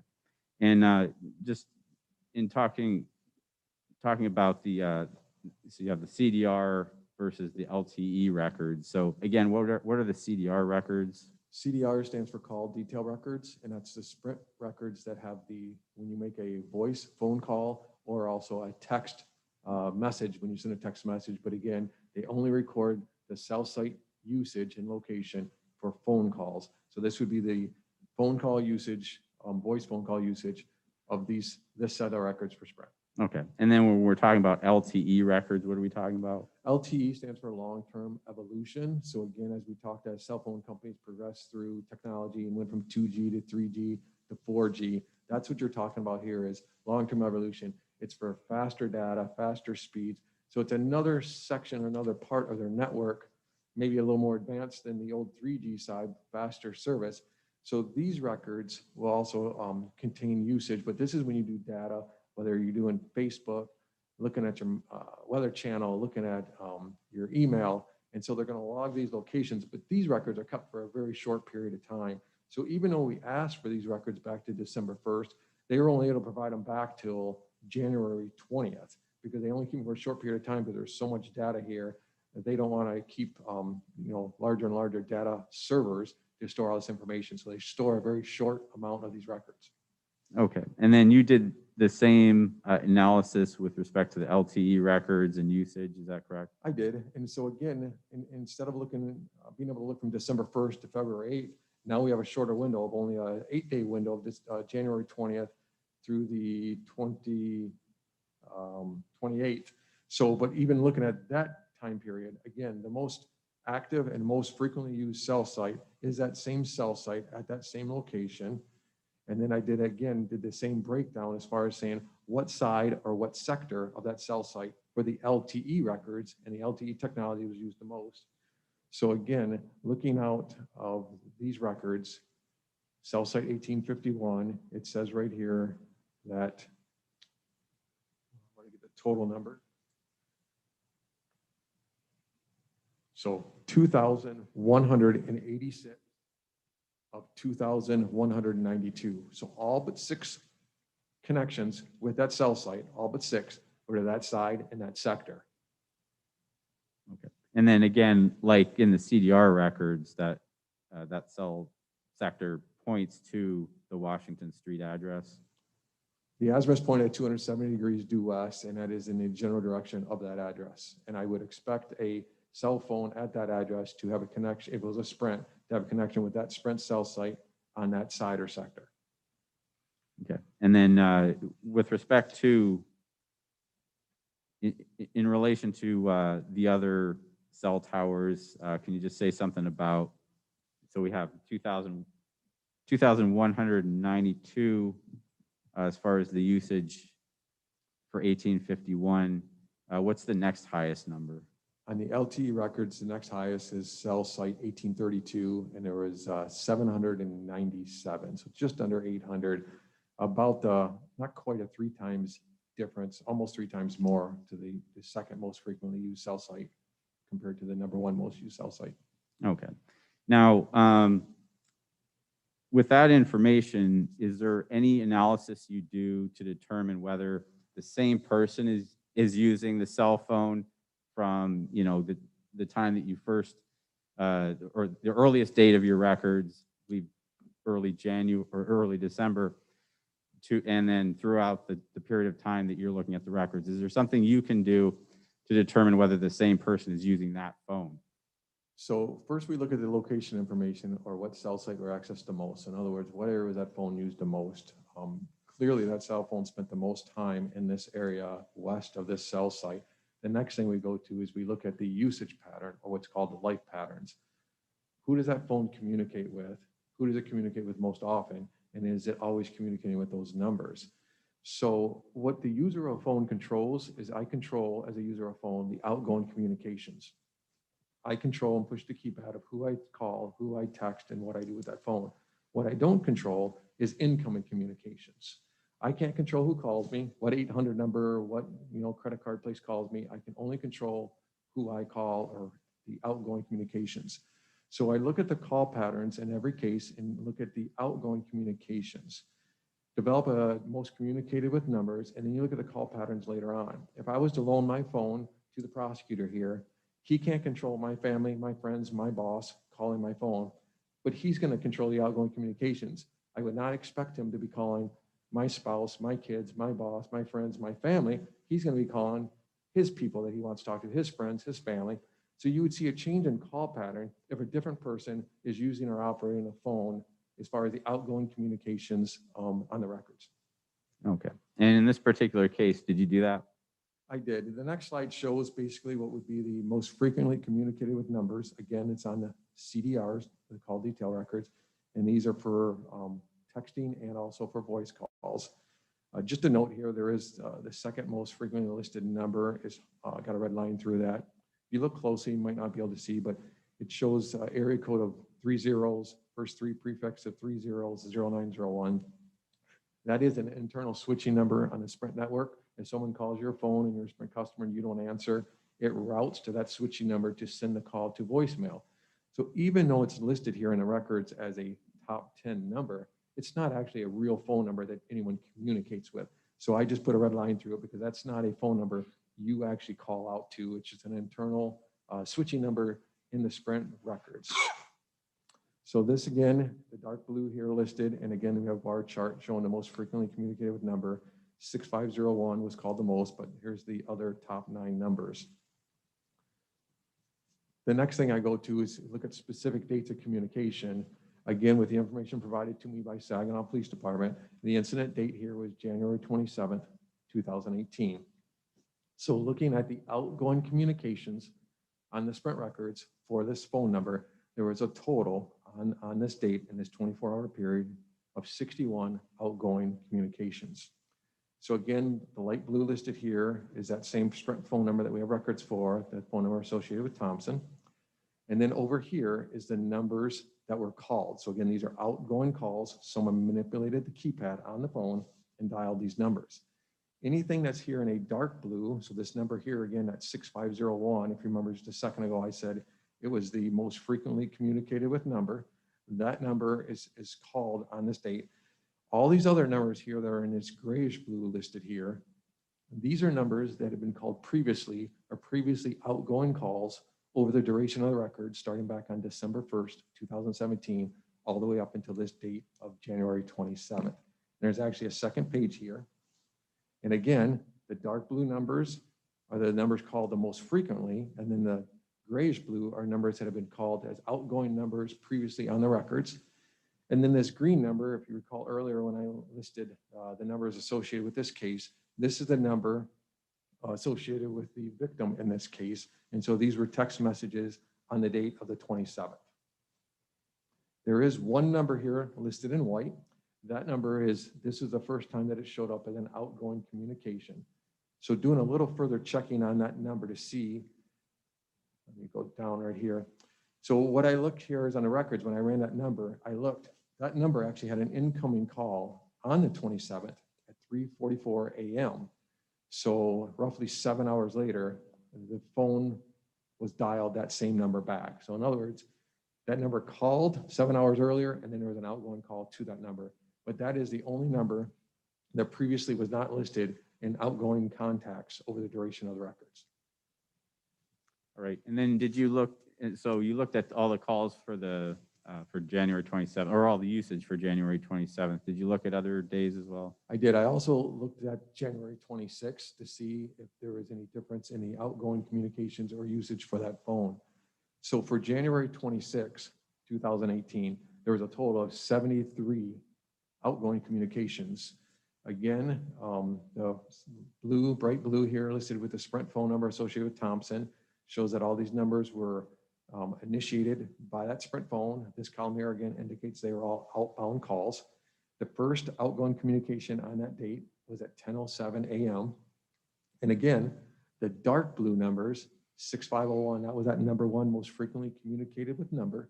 All these numbers that are in grayish blue are numbers that had previously been communicated with as outgoing contacts over the duration of that phone, going all the way back to December 1st, where the records start that I did my analysis on. So there's actually 3 pages of calls, 73 total, and they go all the way up until just before midnight, 23:58 was when that last outgoing communication was on the 26th. And again, the 26th and 27th demonstrated the same outgoing communication patterns as the previous almost 2 months worth of records as far as the phone usage for this phone. Okay, so we've got basically December 1st until the phone is shut off on December 27th. You have all those records. So what you're saying is the data is consistent with the same person using that phone for that approximately 2 months. Yes, in my opinion, the same person using the phone throughout the duration of the record starting in December and including January 26th and 27th, 2018, was the same person operating that phone or user of the phone. And then the way you've broken it down here into January 26th and 27th. So the person who was using the phone on those 2 days, the 26th and 27th, that was the same person who had been using the phone for that 2-month period. Again, in my opinion, looking over the duration of the records and looking at the previous outgoing call patterns for the previous almost 2 months, yes. Okay. Now, jury's heard some testimony in this particular case that the defendant was in the hospital from around 10 p.m. on January 25th to sometime around 2 a.m. on the 26th. Now, is there anything in particular you found with respect to these records that you can talk about? So I have listed here, this is the chart for the outgoing communications on the 26th. And what it does show is the first outgoing communication, in other words, the communication controlled by the phone user, was at 10:07 a.m. on the 26th. I don't recall off the top of my head about the incoming communications prior to this 10 a.m. first outgoing communication, because again, I was looking to see who the user of the phone was and not concerned with the incoming calls from midnight till 10 a.m. Okay. So from the phone records, there was no usage prior to 10:07 a.m. on January 26th. On that particular day, there was no usage prior to that. There was no outbound usage. I don't recall off the top of my head about if there was incoming calls. In other words, if texts were being sent or if phone calls were being called to the phone. I don't recall, again, without having those for me. This is just a breakout of the outgoing communications only on January 26th. And I apologize, I meant to say outbound usage. So that would mean if the user of this phone, as far as the calls that he was making from the phone, the first one was 10:07 a.m. Correct.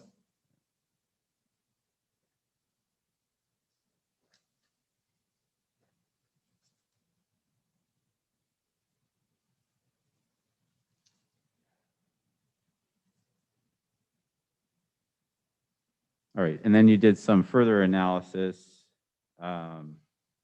regarding the CDR data.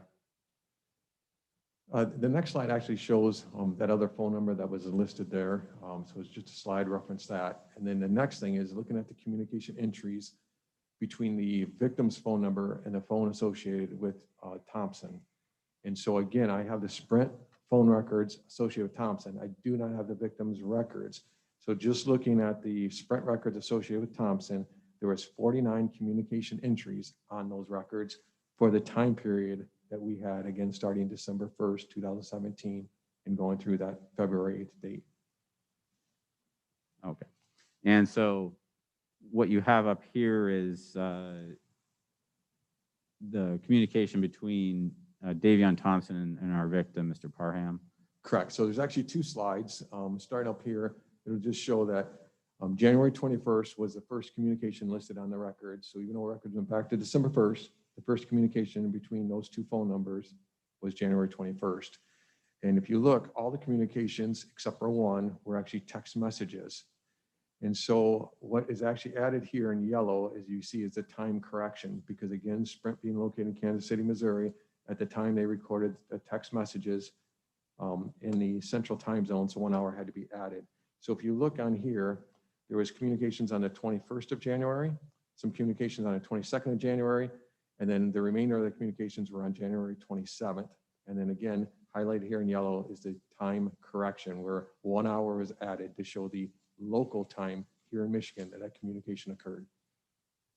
Okay. Now I've handed up two exhibits, 79 and I believe it's 114. Did I get the second number correct? Yes, 79 and 114. Okay. Have you seen those before? I have. Okay. And what are they, to your knowledge? These are Celebrate extraction reports from a mobile handset, from the victim's handset. And so those have been admitted as exhibits that represent texting between the two numbers you have here up on the Exhibit screen. 79 has not been admitted according to my records. Oh, at this point, I would offer it into evidence. I believe there's sufficient foundation for it. Mr. O'Farrell. I don't object, Judge. I just, court's right. I usually am. We'll admit Exhibit 79 as well. Thank you, Your Honor. And so, so the prior testimony basically showed that that was text messaging between these two numbers you have up on the screen. And is that what your understanding was? Correct. The 49 communications I have listed in these two slides, and again, 48 of them are text messages. All 48 of the text messages that I have listed here on my two slides are also appear here in the Celebrate extraction report from the victim's mobile handset. Okay. And so your data, is that consistent with the text messages that we have in 79 and 114? Correct. These would be two independent sources, one being the Sprint records for the phone associated with Mr. Thompson, and then this being the mobile handset associated or with the victim's phone number.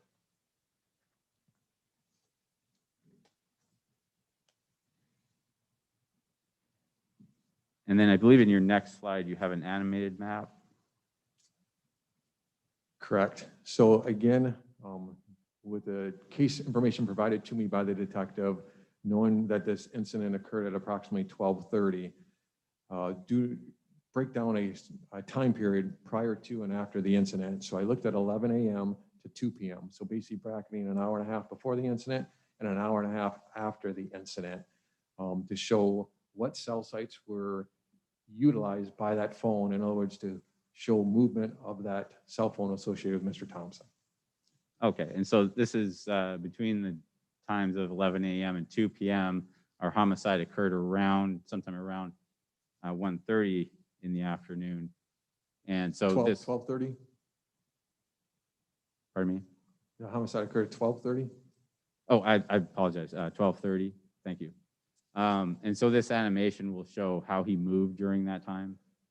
It will show How the cell phone moved. Sorry. correct. What it's going to show is what cell sites the cell phone utilized, which is going to show you what area the cell phone was in or what it utilized. In other words, movement of the cell phone.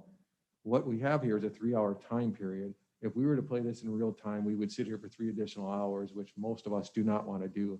So over to the right here, we have a date time slider bar. And it might be hard to see, but down here in the lower right corner, it says 1 second equals 5 minutes of time, and that the communication, or in other words, the cell tower connection will show for a fade of 5 minutes. In other words, it's going to pop up, and then after that call stop, it's going to fade away. It's going to help an animation show movement, but it's going to speed it up in much quicker time, so we don't have to sit here for 3 hours. So if you'd like, I'd play it once, then we can go back through, and then we can actually discuss or talk about what's going on in the animation. And again, just remember the time date slider bar is moving here. Right now we're at 11:29 a.m., 11:45 a.m., 12 p.m. Now you're going to start seeing movement. 12:21, 12:25, 12:30, 12:40, 12:45, 1 p.m. At 1:20, 1:30, 1:45, and it's going to go through till 1:59. Now I actually have this animation in a larger size, so it's not just in that PowerPoint. It makes it a little easier to see and maybe a little easier to talk about. If there's something additional you want to talk about, reference it. Okay, so we have the initial location of the phone as far as how it's hitting the cell phones. What's the closest address to that cell tower again?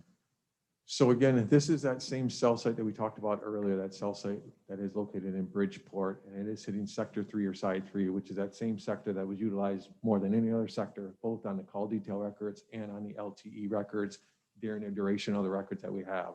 So during this initial time period from 11 a.m. to a little after noon, that is the cell site that is accessed or utilized by the cell phone. So again, I would expect a cell phone at or in the area of that 4781 South Washington Road on Sprint Network to utilize or communicate with that cell site. Okay. And then as far as how it progresses to from there, what are you seeing, I guess, at around the time of the homicide? So right now, again, we're at 11:15, and what you're going to see is it's going to change color. So it's going from light blue to the dark blue. And again, that's going from the LTE side or the CDR side, depending on what side of network it's using. So there's numerous communications. And as we play longer, now you start seeing changes. So just a minute ago, you saw this cell site accessed here, and it would be the side that points up this way. And then you see the cell site access here. That would be an indication. I would expect that would be a cell phone moving kind of in the west or northwest direction. And as we continue, the additional cell site connections confirm that. Okay. So right now we're at 12:15. And then all of a sudden now we utilize this cell site, which is kind of on a southwest side of the river in Saginaw. As we play further, now you start seeing communications with the 2 cell sites that are closest to the crime scene, the one that we showed the picture of earlier. And I actually will have another still slide of those here shortly. But that starts roughly at 12:20 p.m. And then for the next roughly 25 minutes, those are the only 2 cell sites utilized by this phone for that 25-minute time period. Okay. And then from there, how does the phone progress? Are we as far talking as- after the 12:45 time period? Correct. Okay, so after that 25-minute time period, would it utilize just those same 2 cell sites closest to the crime scene? Then the phone actually starts moving to the west, and then utilizes for about I think it was a 10-minute period, the cell site that's closest to the Camelot Place Apartments. That was from 103 to 113. There was 8 total cell site connections to the cell site that is closest to those apartments. It also utilizes a side or the sector that would face the apartments, and that cell site is only about 1,000 feet away, so not even 1/5 of a mile. Okay. And then from the Camelot location, does the data show that, or is the data consistent with the phone moving from there? So this would be the Camelot location, the cell site closest to it. The time date slider bar right now shows 108. As I play it here, it's going to go up to 113. That was the last communication with that Camelot location, or I should say the cell site closer to the Camelot location. Then it indicates that the cell site the cell phone utilizes different cell sites, which would be indication that that cell phone is moving. And as we continue to play here, all the way up until the last communication, the last cell site listed here at 159. And again, it was just a different location there. Okay. Now, obviously someone canceled the phone at some point. Once that happens, once someone cancels the account, is it possible to still track the phone? And is it, if it's moving, is it going to be hitting off of cell towers? So, no, is a quick answer. A little bit to that. When you call and cancel a phone, it's not as if the operator answers the phone, flips a switch, and your phone is instantly off. They put in a ticket or a work order, it goes through their system, and sometimes it can take up to a few hours or a day or two to actually, for the technicians in the network or the program to automatically cancel that account. But the short answer is yes, when you cancel account, police no longer have the ability to track the phone or locate the phone. Okay.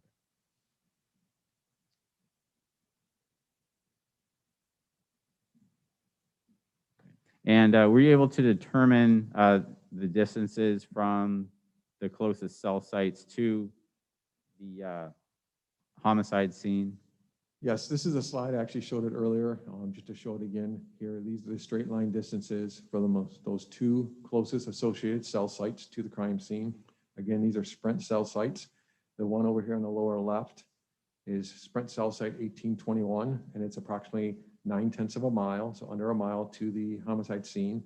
And then the second closest Sprint cell site is this one over here, again, 1832, and it's 1.57 miles. Again, these are the two closest Sprint cell sites, and these are also the only two cell sites that were used during that 25-minute time period from 12:20 to 12:45 on January 27th, 2018. Okay. And so we have two cell phones here that, or cell towers that the cell phone is communicating with. And maybe can you just explain that again, how it's communicating with two? Again, each cell site, each carrier, Sprint, AT&T, Verizon, is going to determine the coverage for their cell system, and for each independent tower, each sector, each tower, each cell site is going to be individually programmed for their usage base, for the population, for the topography. And then the one thing that you have to have is what's called overlapping coverage. In other words, two opposing cell sites or three opposing cell sites generally can cover on the edges of their coverage, overlap each other. So that way, when we move from one area to another, we don't drop a call.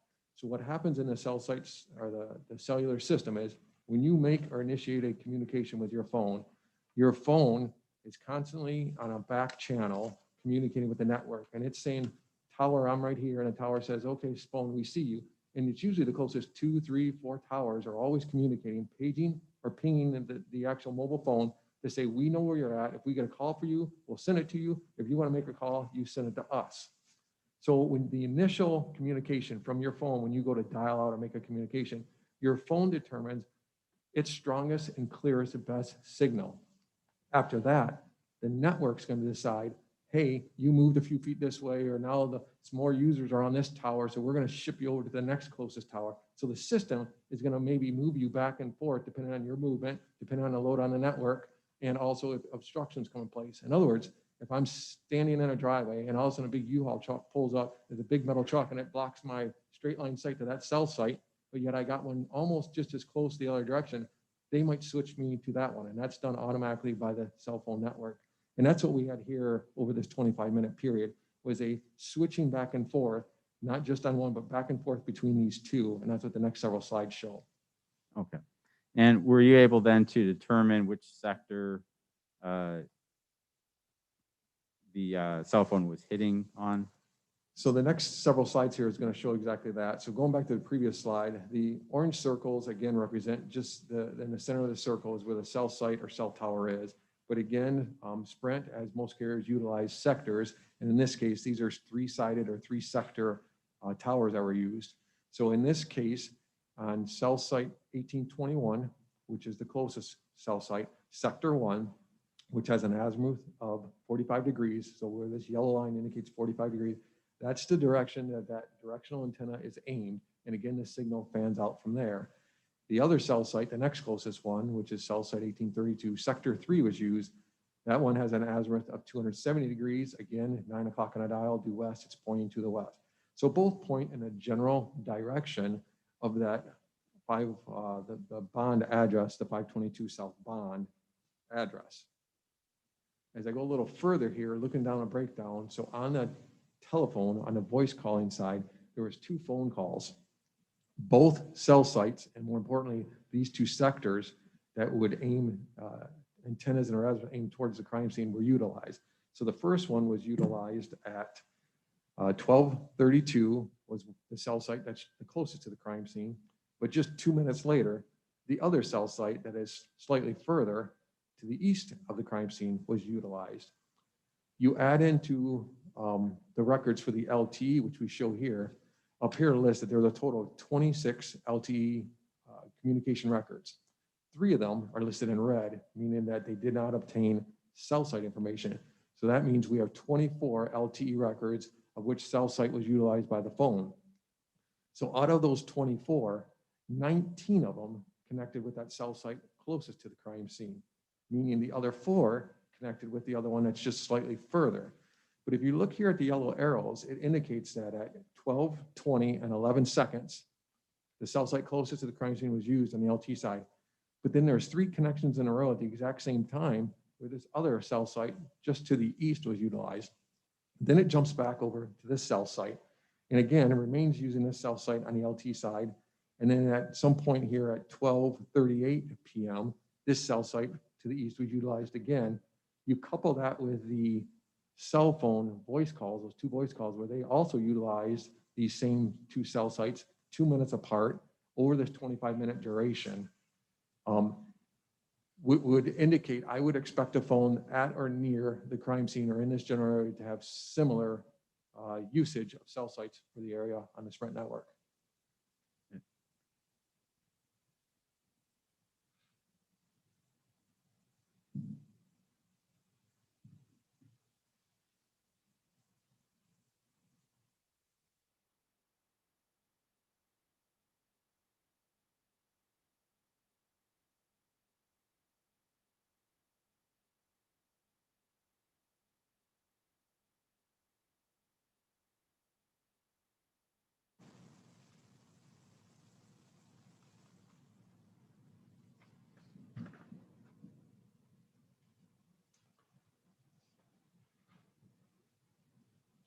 Great. And then were there other records that you looked into? As far as other records related to this case, there is some records associated with Lisa Curtis, yes. Okay.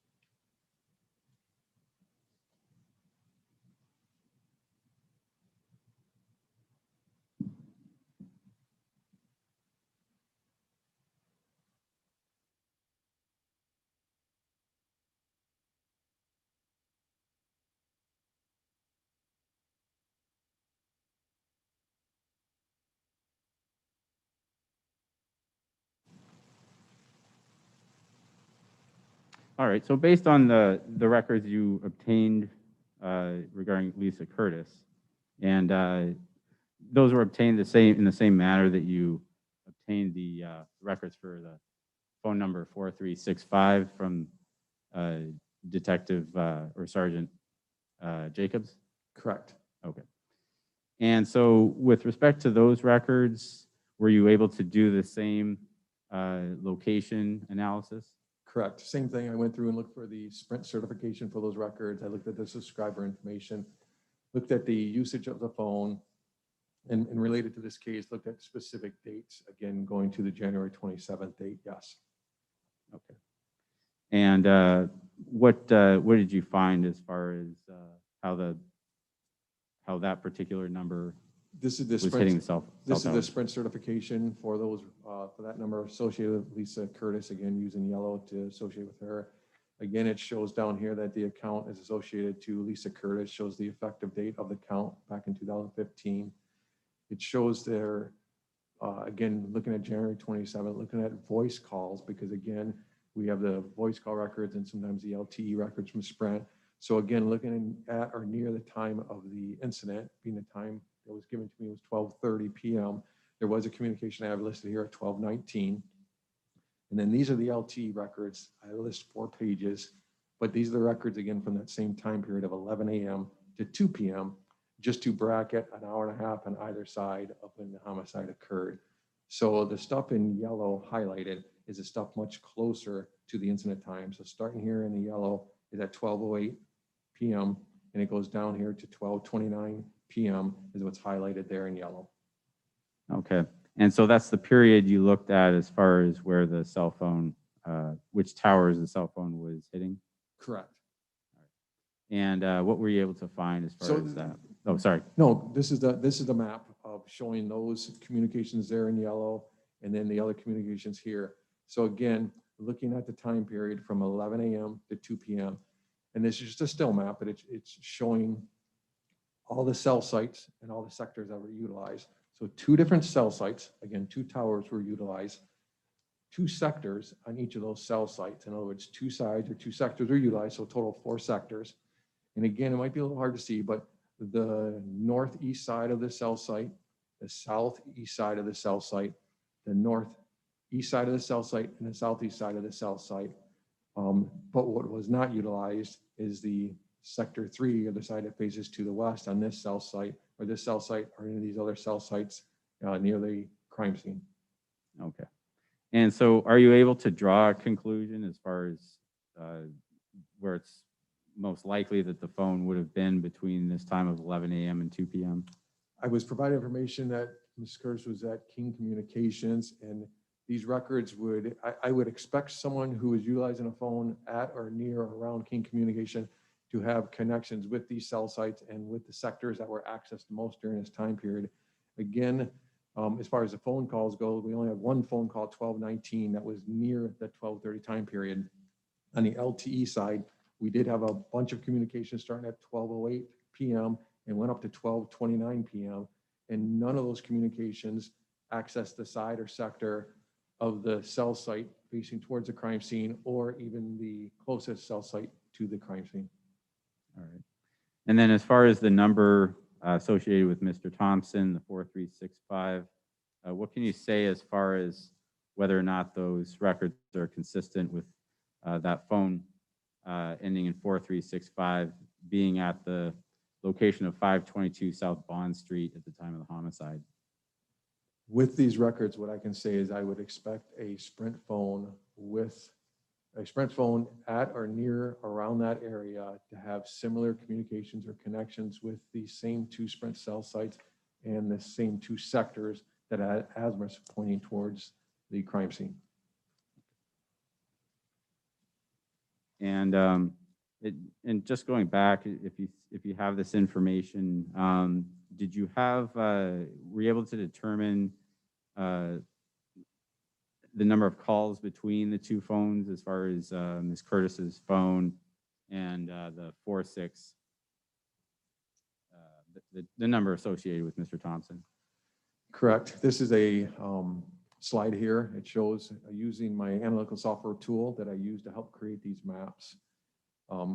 Looking at the phone records associated with Thompson and then plugging in the phone number associated with Curtis, that it shows in my analytical software program that this case number and this Saginaw PD case number that we're here today about, that there was 55 communication entries between those 2 devices over the time period of the records associated with Mr. Thompson. Okay. That's all. Thank you. Questions, Mr. O'Farrell? Thank you, Judge.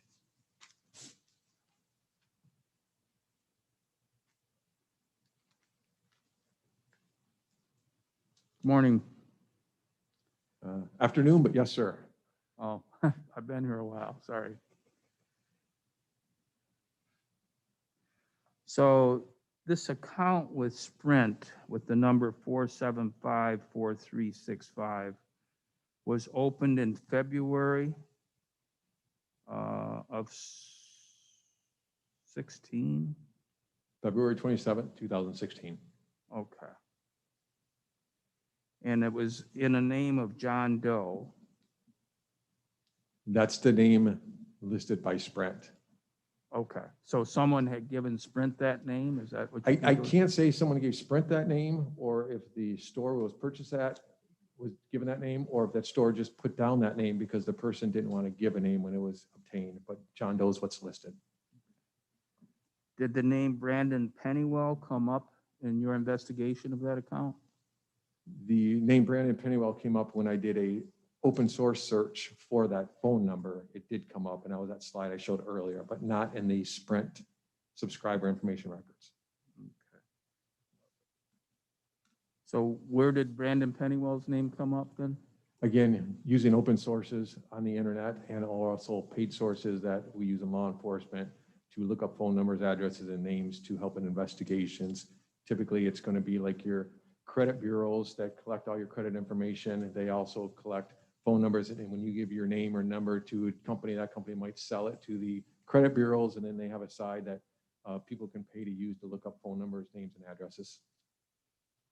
Okay, so the phone I have in my pocket is Rod O'Farrell's phone, okay? Would it be fair to say that this was Brandon Pennywell's phone based on the information you had going back to 16? The information I had with what the detectives in the case gave me or provided with me, in addition to the open source lookup, indicate that during a time period, and again, the open source showed from 2016 through the, I think toward the end of 2017, Brandon Pennywell was associated with being a user of this phone. Okay. Now, if Lisa Curtis was the mother of Brandon Pennywell, do you have that information? I was advised that, yes. And do you have information that Lisa Curtis gave Brandon's phone to Davion Thompson to use? I was provided that information, yes. And Your Honor, just to correct that was not consistent with the testimony. The testimony was that Brandon Pennywell gave the phone to Davion Thompson. Okay. Well, my question was to him and I got an answer, Judge. Sorry what the testimony was. Well, you He got an has answer. information. You got an answer to the wrong question, but that's Oh, okay. okay. All right. Anyway, the phone got to Davion Thompson for use. That was your information. I was given the information that the Pennywell phone was provided to Thompson, yes. And then the phone gets canceled on January 27th. Correct? And you had information, you have to have certain information to cancel a phone. I can't just call up and cancel your phone, right? Correct. Okay. And was that information in the account? The subscriber information list and shows that the phone was canceled and shows what specific date and time. It does not show what information was provided to cancel that account. But again, you have to have the account information, usually a PIN number or some other information for Sprint to cancel service to a cell phone. And that information had not been changed since 2016? I'm not sure what information you're referring to. I know it changed. The information on the account had not been changed since it was opened in 2016? If you remember, and I can go back to the slide where it showed. I'm sorry, there was a handset that you said had been changed, correct? Correct. But not the account information. Correct. Okay.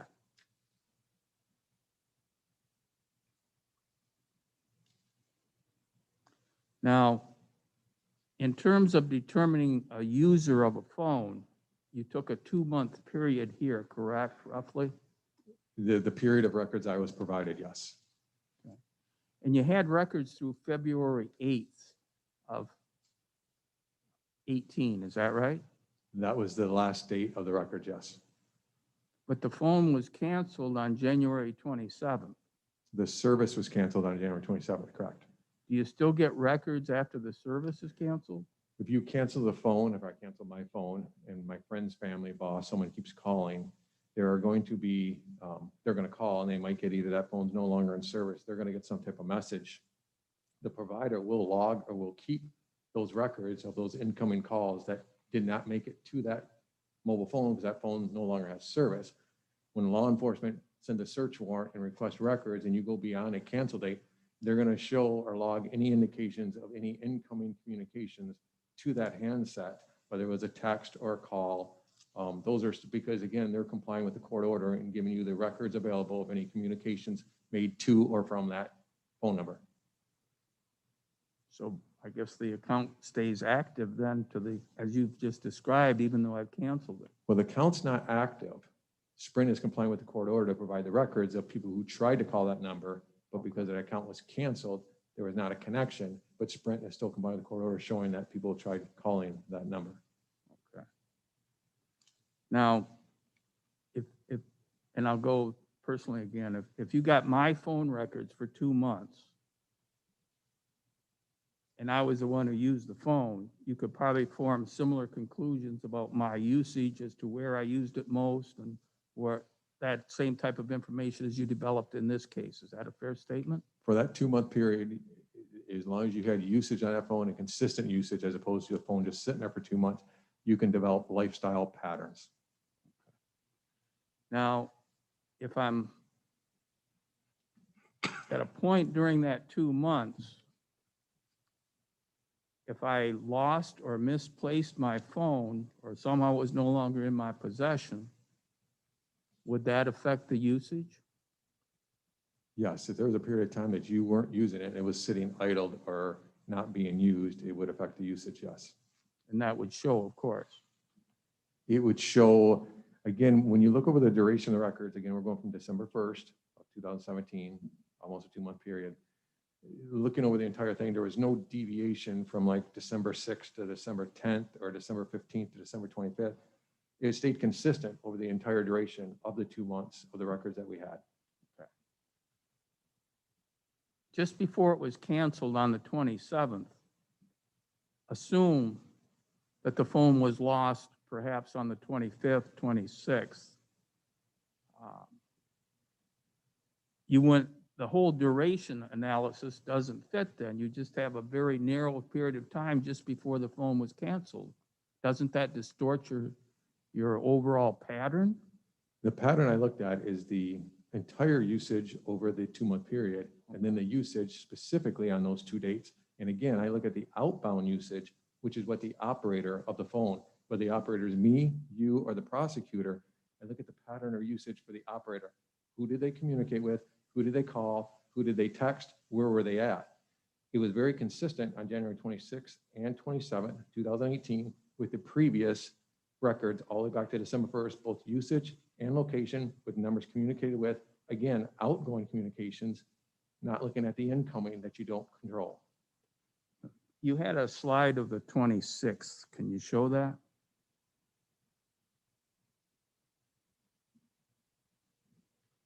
And the dark blue usage, you said were the numbers that have been used? The dark blue here in the second column, first of all, the left column would be the phone number, Sprint phone number associated with Thompson. The next column is the numbers that were called. In other words, what number was typed into the keypad of that Sprint phone. And the phone numbers listed in a dark blue are those phone numbers that were communicated with the most. In other words, it said top 10, but it would actually be the top 9 listed. And actually this number right here listed at 6501 is the #1 most frequently communicated with number, again, being consistent over the entire duration of the records.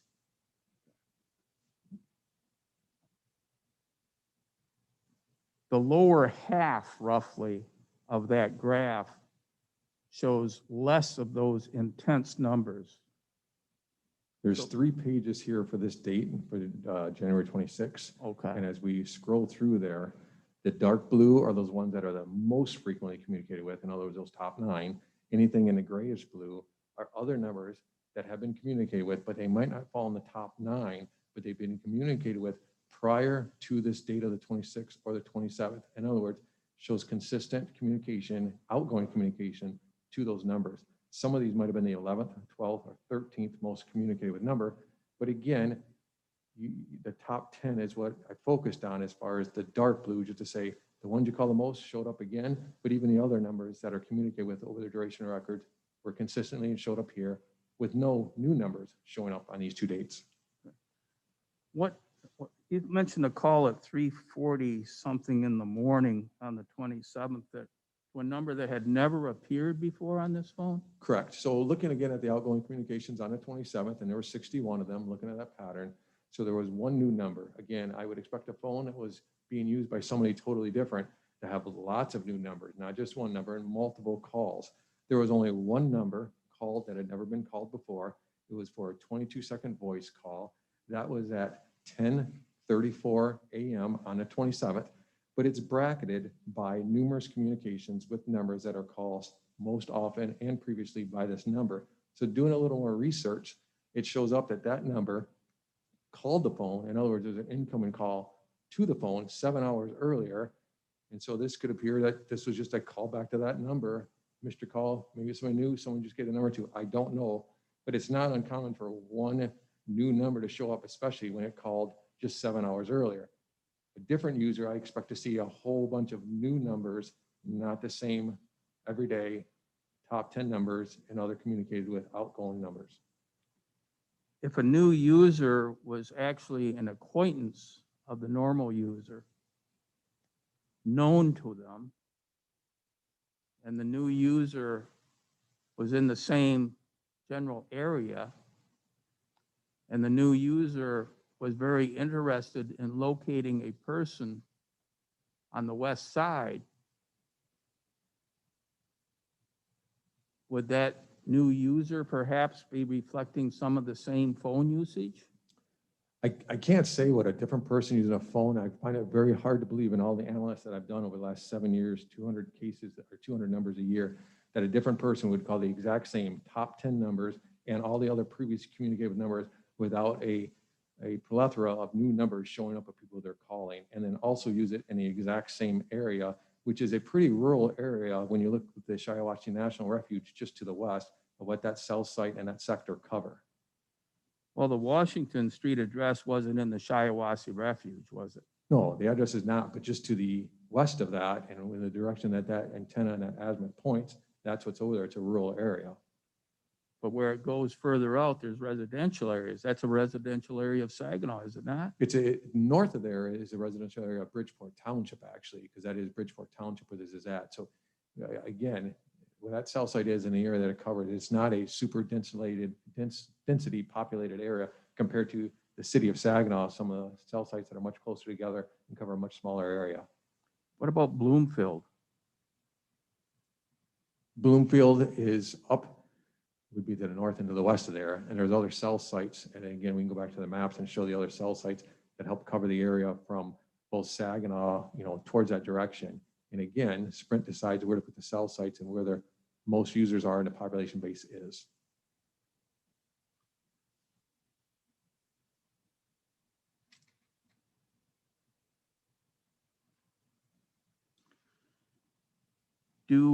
Does Sprint keep any record as to who canceled the phone? I actually communicated and contacted Sprint to ask that specific question. The analyst that I spoke to, or the help person, says for them to be able to cancel account, a person needs to have account information, and also if there is a PIN number associated with the account, the PIN number associated with the account.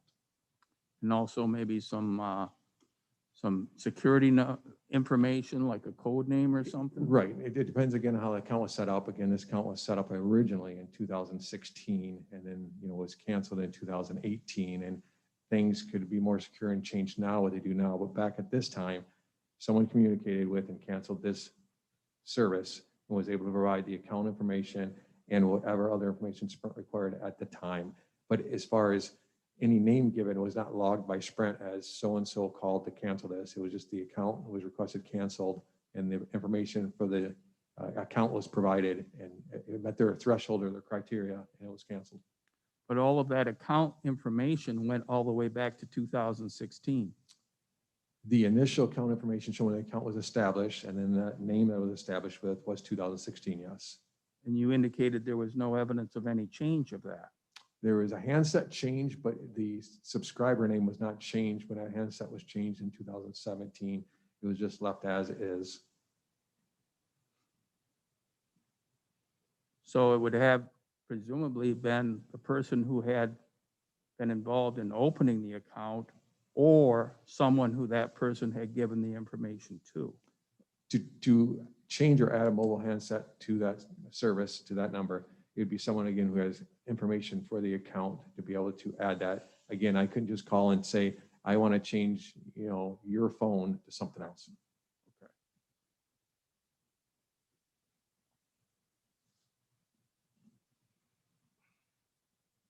Now, you mentioned there was no phone contact between this number associated with Lisa Curtis, that phone was over at King Communications, right? I did not say the phone was at King Communication. I was providing information that she was at King Communication, and my statement was that I would expect a phone at or near the area of King Communication to have similar utilization of the Sprint cell sites and sectors that her phone used during that time period. And you indicated that there was no communication between that phone and the number associated with Mr. Thompson? I don't recall saying that. Okay.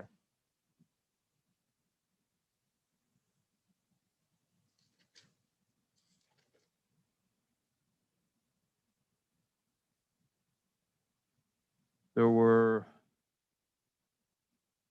voice communications limited, but there was mostly other usage on the Curtis phone, right?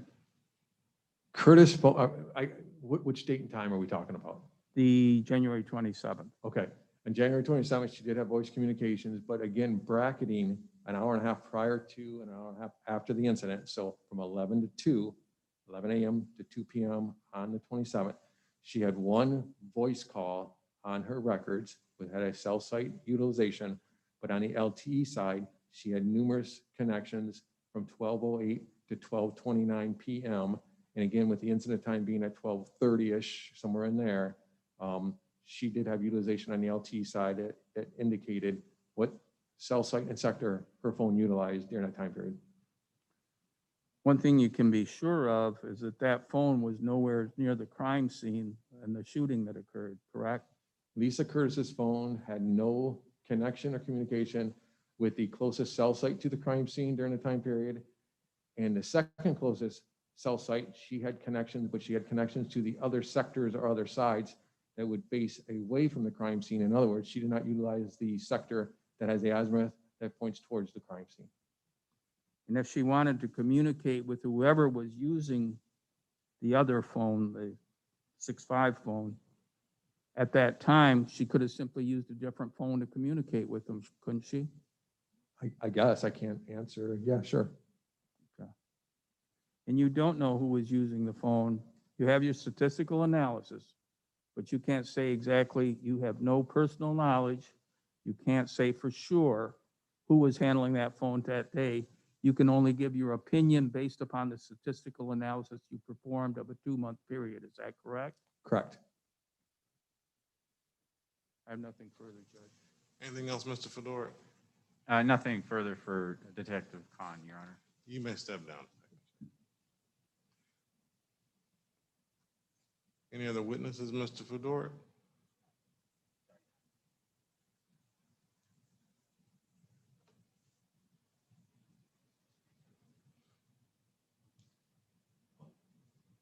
No further witnesses, Your Honor. I apologize. I just wanted to show this exhibit. This was offered on March 2nd. That was the first day of testimony that we had today, or in this case. And this is People's Exhibit 105 for identification. This was the body cam footage that was played. And so I didn't offer that into evidence at the time, and I'm doing that now. Mr. O'Farrell, No objection. Exhibit 105 will be admitted. Thank you. That's all. And the people would rest at this time. All right. Well, Well, ladies and gentlemen, it's about 5 minutes to 1, and I indicated we get you in by 10 and out by 1 today, and we succeeded. So we are going to break for the weekend, and now, once again, don't discuss the case with anyone or watch any news reports or read any news reports concerning this trial. Have a great weekend. We'll see you Monday at 9 a.m., okay?